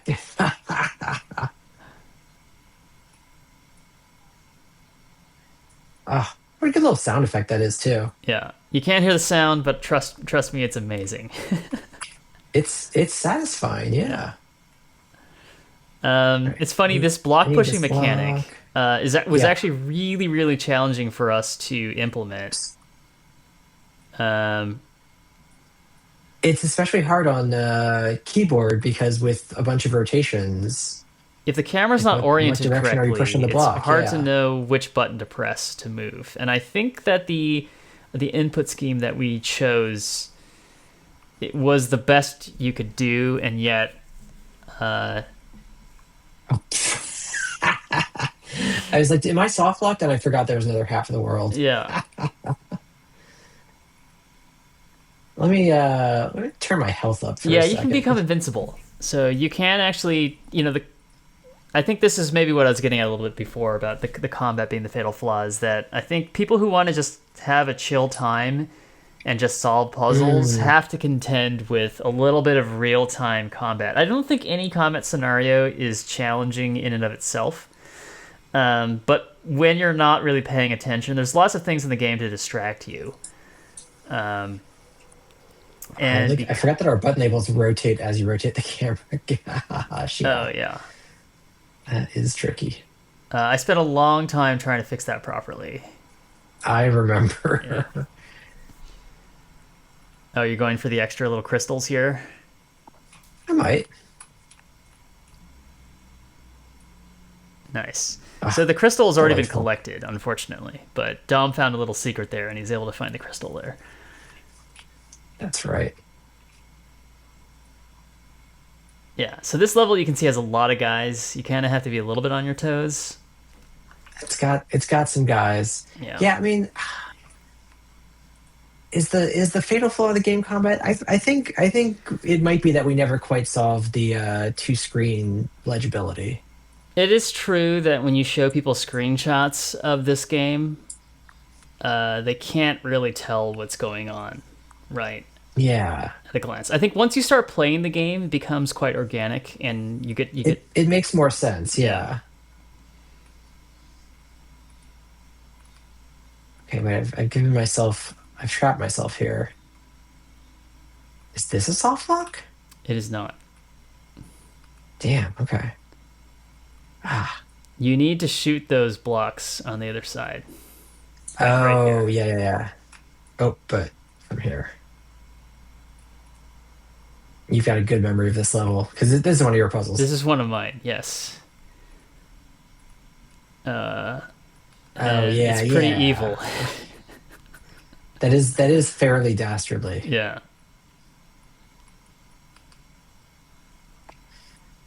Hang on. Oh yeah, that's Yeah, the get that's out. the advanced combat technique of the game. You charge up your gun on one side and then you teleport to the other side. Yeah, It's great. I'm watching this inside of OBS right now across the stream, and it's really hard to tell what's going on when somebody else is playing, right? Especially, It's hard yeah, to, yeah. especially if the I game, think I think legibility is the fatal flaw of this one. yeah, if it's not rotated, if the camera's not rotated in the right way, it's kind of hard to follow along. And I think maybe over and above like on top of legibility, like I think one of the things that people really appreciate about this game is how good the art direction is. But I would Mhm. say at the same time that it is kind of hard to differentiate things because it's in this like isometric. Yep. There are a lot of games that exploit this perspective when they want to do kind of like dimensionality or something like that. They essentially like conflate 2D with 3D, right? Like Mhm. Echochrome. What are the other games that do that? Ironically, there's a game that's about to come out on Steam called Cassette Boy, and it also stars a character with a square head and also plays around with the idea of like 3D becoming 2D. And honestly, when Dom first showed that to me, I was like, did they copy us? I Um, know, right? I thought so too, and I was like, no, they did. They copied Fez, if they anything. Let's be copied real. Fez. Fez has a guy with a square head. In fact, I think we might have been even partially inspired by a game called Narita Boy, which also stars a character with like a TV as a head. I want to say. A, a little bit, yeah. But Dom, I'm impressed that you're charging to this level now. I think you're actually having fun. I mean, I really like this game. Yeah, It's cute. yeah. It's a good little puzzler. It makes me happy to see it. Um, I think the funnest levels are some of the last ones in Area 4, which I think you don't have access to, right? Um, That should be correct. Yeah. yeah. Ah, Um, oh. Yeah, I could start it up in Unity. Hey, there we go. let's go back to the level select and see if there's anything else. I think wide field react. Oh yeah, you've got Docker Tombs. That one actually, I'm really fond of that one. This one I think might have been the one that I'm the most proud of in terms of level design. It's not the hardest level, but I think No, takes the this one is very it cool. takes the Yeah. two it takes like the two-sided dimensionality um, essentially to like one logical extreme, which is that on the right side, you're actually walking around in essentially like the interior of a pyramid, and you can't see the path where you're walking around. Mhm. But if you look at your kind of like holographic image on the other side, he's sort of traced. There's a path on the other side that actually serves as a map of where you can walk inside the pyramid. And in fact, inside the pyramid, there's also a sliding block that you have to push around, and you have to figure out how to push it around through this narrow path. Yeah, you should feel clever for this one. This was a really good puzzle. Yeah, I kind of want to Man, watch you solve it actually. And yeah, I think I gotta remember. the big joke in this Yeah, level is where the final crystal is. So I don't know if you remember, but where the final crystal is.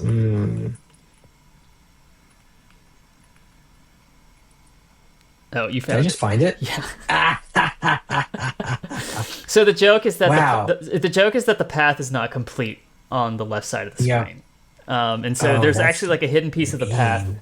where the tree is that you can actually walk into inside the tomb, or the tomb is basically the pyramid, right? Oh, I got my log. Are you collecting logs to get the achievement? I am, yeah.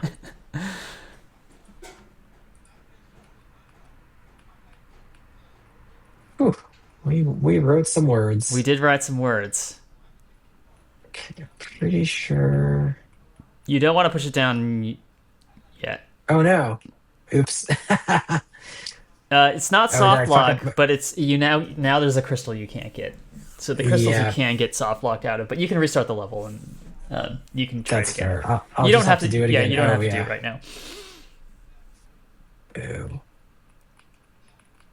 Oh yeah. Oh no, I can get to can I get to that? Hmm. Ah, man, this game. Yeah, I just genuinely enjoyed this little thing. Mm-hmm. We made such a fun one. Oh, you figured it I out like almost. Oh, never mind. almost. Oh shit, yeah, I forgot. That's what the second block is for.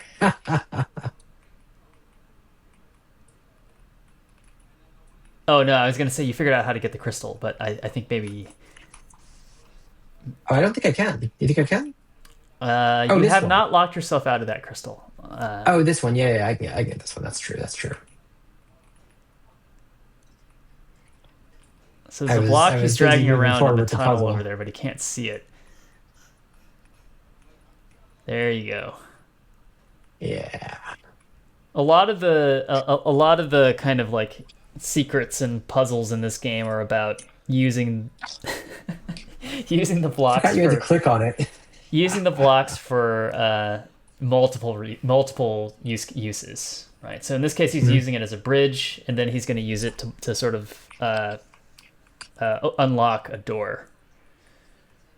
There's a hidden button there, and then on the left Yeah. side, it shows you that door. It actually opens it up for you. There's essentially that door on both sides. Oh, right. Yeah, we have these like doors in the desert that are just sort of doing that indicator. Yeah. Now, normally That was very smart of us. this block would have been normally this block would have been too narrow to push this area, but because he can navigate to the other side of the map, other side of the universe, he can exploit that to walk around, essentially to navigate the tunnel and walk around the block that he's pushing around. Yeah, why isn't Jonathan Blow calling us about our Sokoban game, huh? Uh, That's what I want to know. yeah, because he's mean. No, because politically we are not aligned. Yeah. Oh man. Okay, now I gotta do another one. No, you're good. You're good. I am? Oh yeah, I am. Ah, and this is the one. Ah, can I cheat our own game? Can I just like move Blit right into place for Does it? Blitz No. slide when you walk up against the wall? Yeah, That's good. That took a long yeah, time for me to implement because I yeah. We don't. did. You did it right. We're not using regular physics here. I had to sort of like write the navigation code. And more importantly, I can't enter the cell I'm not supposed to enter. Yeah. This this game is fairly bulletproof as far as I'm recalling. Yeah, Like, we had a super fan, a couple super fans that played the game and would tell us about soft lock scenarios that mhm. weren't supposed to be in there, and we actually did patch the game several times to make sure that the levels were working I correctly. was very impressed they found all those soft locks. Yeah, Yeah. yeah. Oh, Actually, Josh Grams, who comes on the stream sometimes, uh-huh. uh, gave us some very, very nice feedback for the game, both things he liked and things he Oh didn't like. yeah. Yeah.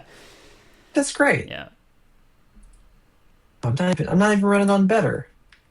I don't know what the graphic quality does, to be honest. Is it ambient occlusion? Oh, that might have been AO. Yeah.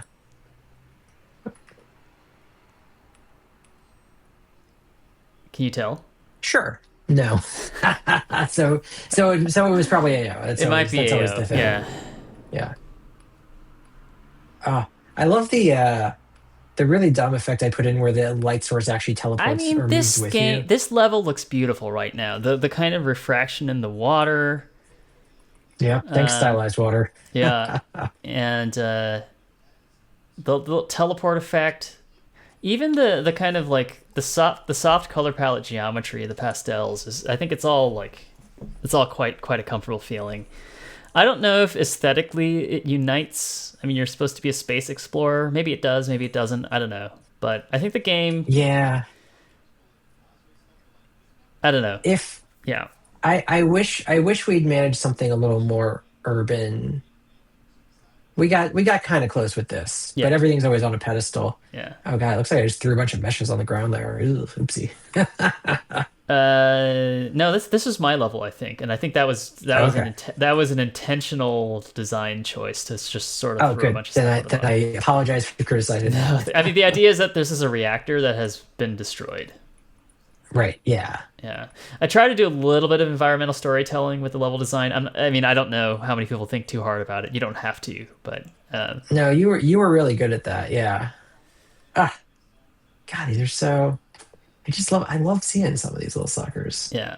Oh, this Oh level yeah, was the this. one that soft locked all the time. This one was a beast to get correctly. Mhm. But there's lava and the plinth you can see. The plinth, I think we called it the plinth. It's the sort of like very Yeah. hard to see, basically pedestal that all the levels sit on top of.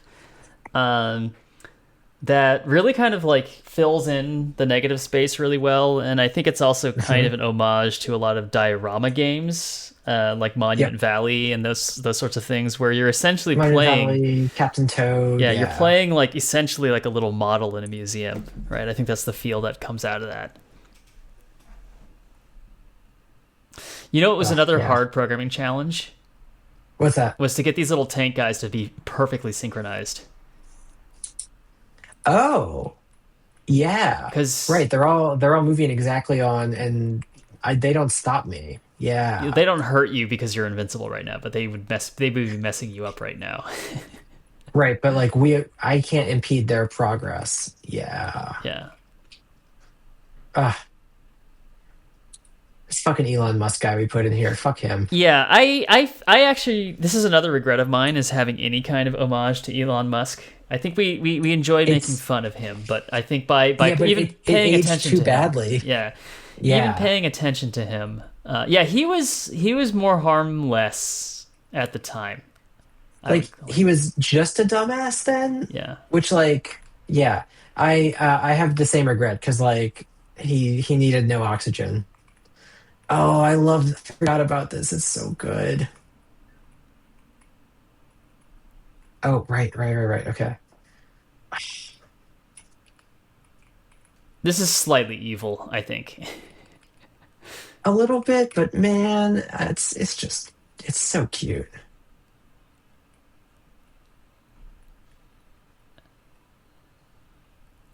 I like this one. This is one of my evil creations, right? I think I think so. I made this one. You made this one too? Damn, man. Well, this was evil. I agree. Yeah. Um, my favorite level of yours, I actually, let's see, I don't know if it's accessible right now. It is. It's a dodgeball. I This love one's this really fun. one. This is definitely Dom's. Yeah, I think we both have some novelty levels in here. So Oh these right, yeah. pink This blocks is are the ones that teleport. And now this is actually the one. This is actually might be the most difficult combat level, right? Besides the very last level. Um, yeah. That's why it's a bonus level. You can forgot charge up on the other about side. this. So if you know that I it's the secret know. combat technique, you don't like it. Actually, is not too bad.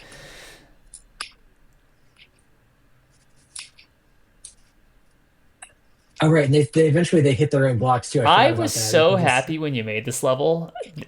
So I would say there was like, I think there were 2 to 3 big inflection points in the progression of this game. And I think Mhm. it's actually kind of instructive on what's necessary to get a game from just like a game jam quality game to something that's actually what production quality, if I am allowed to call this game production quality. It Um, is absolutely. so I think the first thing was like this game actually has a little bit of an untraditional mechanic, and it took a lot of figuring out to determine Yeah. whether or not it would work. And at first, the Mhm. game was literally, it didn't have block pushing, it didn't have all these extra kind of additional puzzle mechanics other than teleporting from one side to the other. And I confess that, like, for a while, there was a good, like, 4 week period in the beginning of the game development, early in the game Mhm. development, where I'm not sure if we had a real game, right? Oh yeah, absolutely. I think that's totally reasonable. And the even when we added block pushing initially, um, that also just meant that you had like basically a Sokoban game on one side of the screen, right? Yep. But Yep. I do think that the level that made this game really click is if you go to Area One. It is called. Is it 3 blocks or obstructions? It might be. It's obstructions. No, it's not obstruction. Sorry. It is. Try 3 blocks. No, it's not 3 blocks. Maybe it's in the second area. Is it cause and effect? Sure feels like a No. This is just no. to hit a switch. Area one is really, really elementary. Go to the next area. Yeah, it really was. Companion cream, anti-synchrony. This is the one. So this is the level that really made this into an actual game. Okay, so what's Oh happening here is yeah. that you'll notice that there's a block on the other side, and if Dom tries to like go over and push it, it keeps escaping him, right? And the reason why is that every time he teleports, it teleports. So he has to push this green block over and then teleport to the other side. And because the green block is obstructing the electric block's ability to teleport, Dom can finally go over and move to the same side that the block is on. And that we called this syncing and desyncing, right? Like, are you synchronized with where the block is, or are you Yeah, desynced from that it? was cool. I think that with Dom, that was your invention, and that was the one mechanic that convinced me that we had a real puzzle game, right? Really? Oh Yeah, wow. yeah, for sure, 100%. Yeah, because we used this heavily and like it turned into a lot of like the mechanics. We added mechanics from here, right? Like Yeah, we started growing things that changed with you or didn't change with and I you. think that's the capstone mechanic that makes a Mhm. lot of other different puzzles possible. Exactly. Yeah. If you go to Area 4, it's too Uh-huh. bad. I actually think my other favorite level is 4.10, which is not accessible right now. And it is the Let's other. let's load up Unity. Oh, I ended the window that I was It's sharing. okay. We're in I'm screen. gonna yeah. We have screen share right now. So if you fire up Unity, we can do it. Oh, perfect, perfect. Okay. So I was saying the 3 inflection points. So the first inflection point was deciding if we had enough mechanics to make an actual game. The second inflection point, it was, do we have enough visual interest in the game, right? Because graphics, I think, might be more important than gameplay in a game. I don't know, like or they're just like twin pillars. Like if it's not a visually appealing experience, Yeah. very few games that are not visually appealing, you'll want to play. Even like Caves of Could is visually appealing, right? Even though it looks like a terminal game. It is like it's got a vibe. I would claim that even original Dwarf Fortress is visually appealing too. It has a kind of like technical intricacy to it. Yeah, so this is level 4.10. This is my other favorite level, and this one I think really includes every possible puzzle mechanic that we could have done. And it's very, Yeah, very this tightly packed into a this small level area. is insanely hard. Yeah. Let's Yeah, I see if don't you I can do don't it, want to solve actually. this one right now. It's so hard. There's no enemies here. So this one's pure puzzle. Um, Yeah. yeah. And actually, I Yeah, think I used you to have an enemy. really I used to have an enemy in here, and I think we just got rid of it because it didn't matter. you created an absolute monster with this one. Yeah. Um, so second inflection point was graphics, and Mhm. it took us a while to figure out the graphical style too, right? Because Dom and I are both programmers by trade. Neither of us are particularly visual artists. I mean, Dom is a photographer, so I think that Yeah, legitimately helped. Um, it did, but hey, it doesn't. This is a different thing. yeah. Is this the very last level? Yeah, this is the one level that's a single screen. Yeah, this is your level, I think. I I think I know, built out this and I finale. think it Yeah. looks really cool. It's like this narratively, it's you're in this place where that has like mixed together a bunch of different worlds, so you can see all the different tile sets being mashed together. Something Yep. terrible happened here, right? And yet there's only one world because you've gone to a place where you're getting ready to escape, and you've kind of stabilized the world. Uh, and Yeah. then Oh yeah, man, yeah. This was good. and then I found like the perfect soundtrack to this level too. I feel like I was really happy in general with like the kind of music I was able to find. I didn't compose the music, but like we kind of just got some assets on the internet that we paid for. Yeah, I mean that's a. I think that's a. We didn't like most of these models. Also, were not like this is an asset pack for some things, except for like Blit and some of our like hero models, like the crystals and the pads and But stuff. all the And then enemies are like, also Dom. You modeled them, right? oh god, I did model those little suckers, Yep. didn't I? Yep. Did you model the doors Uh, too with the little like yeah, block? Yeah. yeah. I did all the doors and the keyhole doors and yeah. Can I see what I actually did? It's probably mostly these things. Yeah. Yeah. I mean, like, I modeled this block. Come on. And this door and this switch. Like, Actually, I think oh boy. I might have modeled the Oh, this was switch. switch you. Yeah, that Yeah, seems right. but that's as much modeling as I did. No, you know what? My proudest achievement was Uh-huh. the ping effect. I think the ping The ping effect. effect is so good. Yeah. I did the ping effect, and then I did the char. I did the charge up Mhm. for the shooting, which I think looks pretty good. Um, Spectacular. in fact, Yeah. I Yeah. stole it for our other games. Oh, Like yeah, our because prototype it's for just Super that Yacht good. uses it. Yeah, the railgun is basically that. I love this ping. You got the colors exactly right because it gives you this like height check that's missing in this isometric perspective that just works so well. Right. Ah, This is effectively the last level, and it's kind of a monster. This one also has a ton of different puzzle mechanics combined together. Um, and maybe that's a good segue into the third kind of inflection point of the game. Oh, they're did you just such get shot? assholes.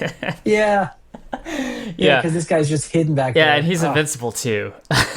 yep, This incredible. level's particularly evil because it's got some hard puzzles, but then it also has a lot of what I think are effectively cheap shot enemies, where you really have to Yep, pay attention to like when the enemy's going to hit you on the other side of the yeah. That screen.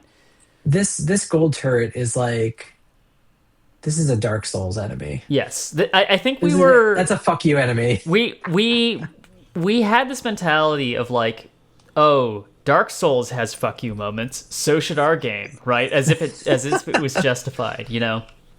Um, Yeah, but like I don't hate it. Yeah, but this level's so long that there's actually a really long run back, and you have to resolve a bunch of fairly challenging There- puzzles if you oh, get we did. killed. We put one run back in the game, didn't we? Yeah.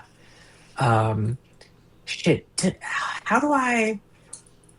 We had a scene view where I could actually like look at both levels at the Oh same yeah, you time, just open right? another scene tab. So if you go to the ellipsis menu, and then go to add tab scene, and then you want to click and drag it. Yeah, exactly.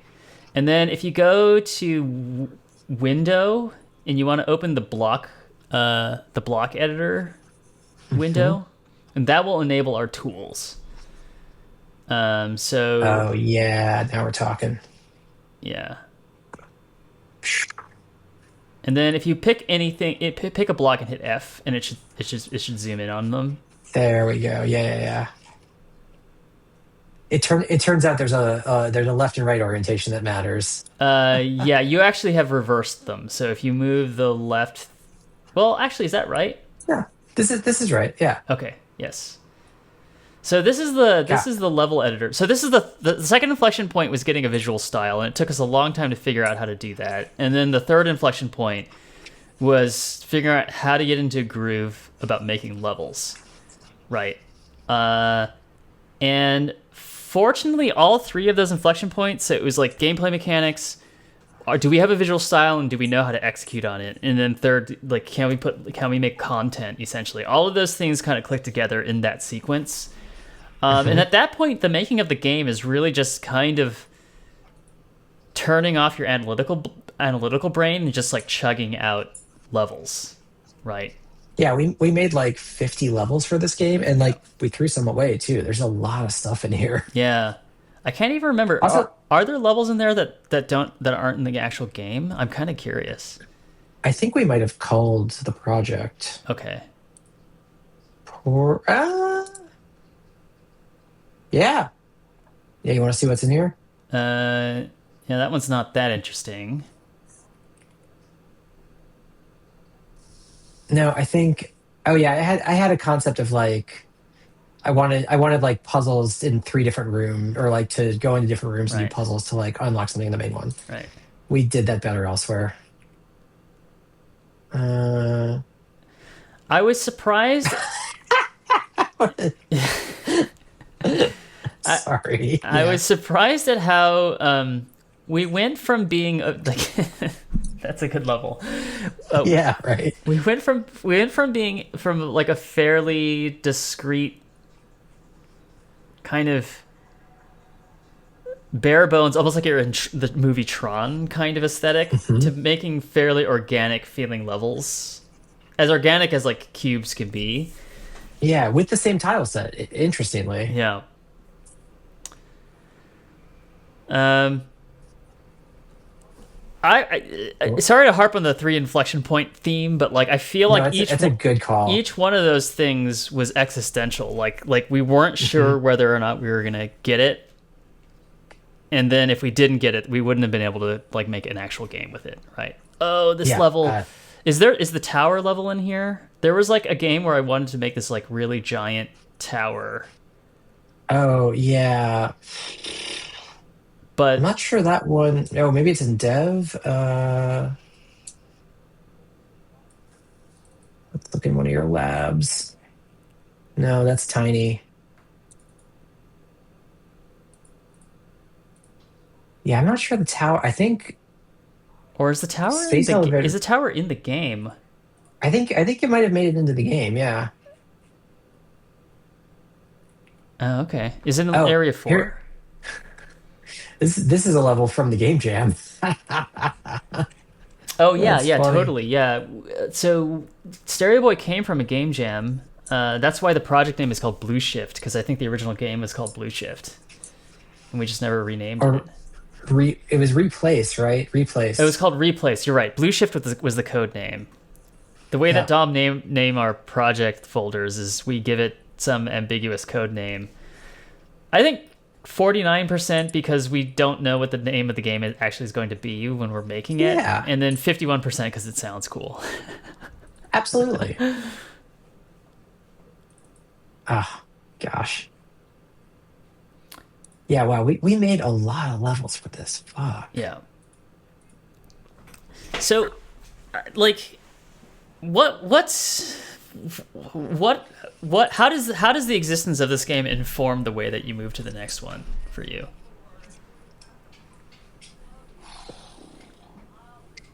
I Because mean, we're not going to make another puzzle game, I don't think. no, and like I think a learning is that puzzle games are not a great, just not a great market. Yeah. Real niche, unless you want to have But I Jonathan think Blow we actually calling up for proved that we could Sekibon. do it, though, which is kind of interesting. Yeah, I think neither of us, this isn't our genre at all, but I think, honestly, puzzle games are easy as long as you can figure out the puzzle. Like, all the other elements in it don't need to be too extravagant or anything like that. yeah, and like I think we got pretty good at writing puzzles. Yeah. I mean, what was interesting? I think we had a really great gray box in the game jam. Like I'm not opposed to more jams turning out more game concepts because I think that was very successful, and we really got lucky on the first one, Right. but still very successful. Right. Uh, for this was Global Game Jam and a one word prompt duality. That's all we had. So yeah, that's cool. I think I don't know. Like I have this gave me a lot of confidence in level design and just the ability to iterate on this stuff because like I also there were also many points where I was like, is this a game? I'm not sure this is a game. Like Yeah. are these things boring and is it uninteresting? The graphics are bad and it just sort of like we pushed through it and got something really nice out the other side. Yeah. Um, it's funny because I think that, like, the readability of the game, as you said, is kind of the big weakness of it. I do think that the combat is. If you took the combat out, the game would feel too empty, and yet the combat is Yep. not fun enough to justify its own presence, right? So there's like I do a agree weird with that, contribution yeah. there. In fact, the combat is actually annoying, right? It actually annoys the players.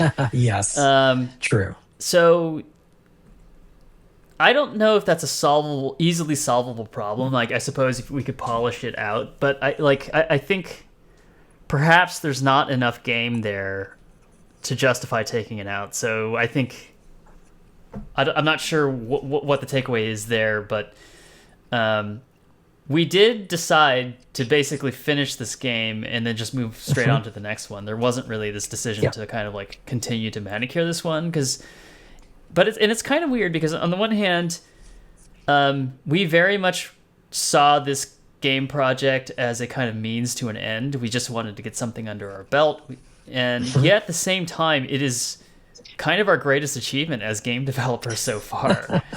And maybe that's that is the necessary irony of this process, right? You need to treat it like just another project, or else if you put it on Yeah. a pedestal, you're going to be perfectionist about it or whatever, right? Right. Yeah. Our magnum opus Super Yacht stuck in development hell because we Superyacht.gg have coming in 2028. so many concepts for it. Yeah. Um, I want to start over. It's wild, but yeah. it's funny because like I think one thing a person might say about Stereo Boy, the most consistent praise that we have about this game is that it looks good, right? It's not Yeah. the gameplay, it's not anything else. It's that it looks good. Um, Which is tough. It looks okay. I see so many flaws in that, but only because I've stared at it for yeah, more and hours I than don't any know human if besides you. I don't know if this is the visual style of game we want to make, and that's why we're not feeling it, right? I think the reason why we're Yeah. not feeling it is it's not scratching any of our itches. Again, this theme of like, maybe if you don't care that much, you're actually able to do a better job, right? Like, Yeah. it's almost like you have a bit more objectivity about it. Mhm. But, if Dom and I were to move on to the next game, I think, and we will, it's going to happen. Oh yeah. Um, We continue to, yeah. We continue. we care so much more about the idea of the next game than I think we ever did about the idea of Stereo Boy. And in part, that has made it difficult for us to kind of like, Yeah. we don't want to ruin it, right? It's like such a good idea to us that we don't want to ruin it. And therefore, maybe we're never going to finish it kind of thing, right? That's just plain and simple We will perfection. see. Plain and simple perfectionism. I'm not trying to be fatalistic. I think we will do it, but it's just saying. I'm just Oh, saying yeah. that's the emotional hurdle we have to get over.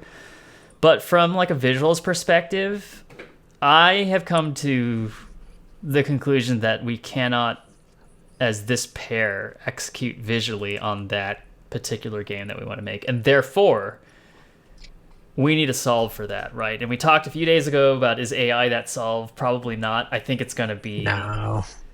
gonna be trying to find someone to help us do all the visuals, right? Um, and that's challenging, right? Because you need to find somebody who's maybe willing to work on a game on a volunteer basis until we know that it's actually going to go somewhere, and that's really hard. Right? Yeah. Um, Yeah. and then it's like personalities and schedules and communication styles and all that stuff. Dom and I have been working together for so long. It's like and I think our values, like, we disagree on lots of things, but never in a way that like ever feels bad, you know. Yeah, exactly. Like it's and like even disagreeing artistically has not been a problem because we can compromise and collaborate and it just works. So yeah, finding a third person for that, like we did with Steve, I thought it worked really well. And Yeah. even that was, it's hard to get three people to do one thing at the same time. Yes, I think Steve also, like, I felt very compatible working with him as well. You Oh know. yeah. Hello, Sir Gnarlton. Coming at the end of our stream, we're talking about the game that we worked on, Stereo Boy. Um, Sir Nelson played it. I got him to play it. nice, Got him to. He volunteered and was very excited to solve some puzzles. very cool. Um, I'm trying to think of anything else that is interesting to say about this game. There's a lot, but I think that would involve, I think, getting a little bit nerdier about the technology, which I I don't know. I particularly mean, need to do. I was just say, I feel like we've just scratched the surface, and I could talk about this for a couple more hours. Yeah, So maybe we should do some more of it tomorrow when we're doing a second round of right. puzzling or programming. Yeah, the tools that we see in the editor, I don't know if they're on the screen right now, but the tools that we made for the Let me editor, pull I 'em up. think are both something I'm really proud that we put together, because it became very, very easy to put the levels together, and also I think a good reason to continue to use Unity. People like to shit on Unity, the game engine, now because it's just so old, and the company keeps tripping over itself with bad business decisions. But like, the fact that you can make a tool like this as easily as we did it. It's pretty um, good. I mean, yeah, Unity is unable to not like shoot itself in the dick on a regular basis, but like, whatever. It's yeah, not my problem. The right. game still runs. I'm honestly shocked that this is the limited palette of objects that we made the whole game Yeah, with. the whole game is just that stuff right there. Yeah, it's Now, not a lot of objects. we do have the first palette. So the bottom palette that Dom is scrolling over right now is all the different objects, and then the palette above that is our skinning system. So it's the way that we get the same logical walls and floors and that kind of thing to look different in different levels. So it's almost as if we're like painting the walls with that second palette. Yeah, man, I must have written this in like a fugue state or something. I don't, there's so much of this I don't remember. Oh yeah. Well, we both, like, I think you wrote the first iteration of it, and then we both started contributing random things. Like the whole, like, Yeah. selector tool paint tab. Yeah, you built that whole thing. Yeah, Yeah. but then click I on love, I decoration. love this. Click on decoration. Uh, The decoration tab is really, really impressive. So this is all the stuff that oh, these are essentially yeah, like right. things you can stick to the walls and the floors that don't actually occupy any physical space, right? That's right. And this really kind of, like, honestly, we were making little Lego sets to design these levels. It's true. Which, I do love a Lego set. Yeah. I think all of And play. these levels started off as completely gray, architectural sculptures, basically, and then we sort of like layered over like kind of different skins and different decorations on top of that to make it look good. Yeah, they're much more. Oh, please don't. No, I'm not saving changes to the levels. We're not doing that. Don't worry, it's all Yeah, in like source control. Yeah, that's fair. That's fair. yeah, Yeah, they definitely started off looking like this. This is the whole level before yeah. it's decorated. Right. Which, like, oh, sorry, buddy. Still pretty good. Wow, I wonder, like.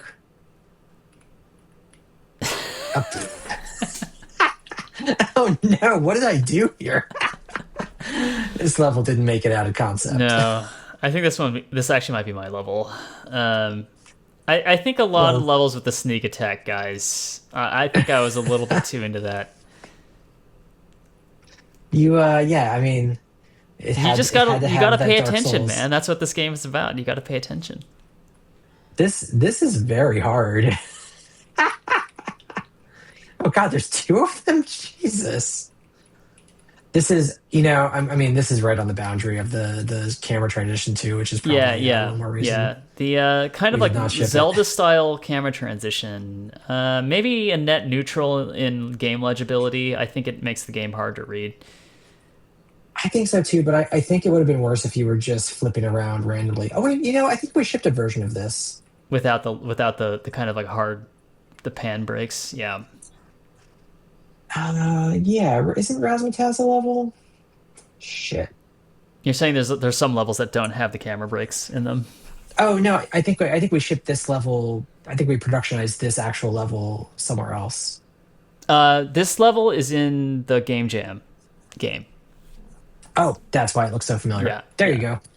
The Game Jam game. I think the reason why this worked better in the Game Jam is in the Game Jam you had like a machine gun. Like you didn't have this like slow charge up and shoot mechanic, That's right. Yeah, we really let you have it. which That was honestly fun. was at your innovation. And as if you have to have combat in Stereo Boy, that was a way better evolution of combat. It's like way better to have like combat where you have to think about it, you know?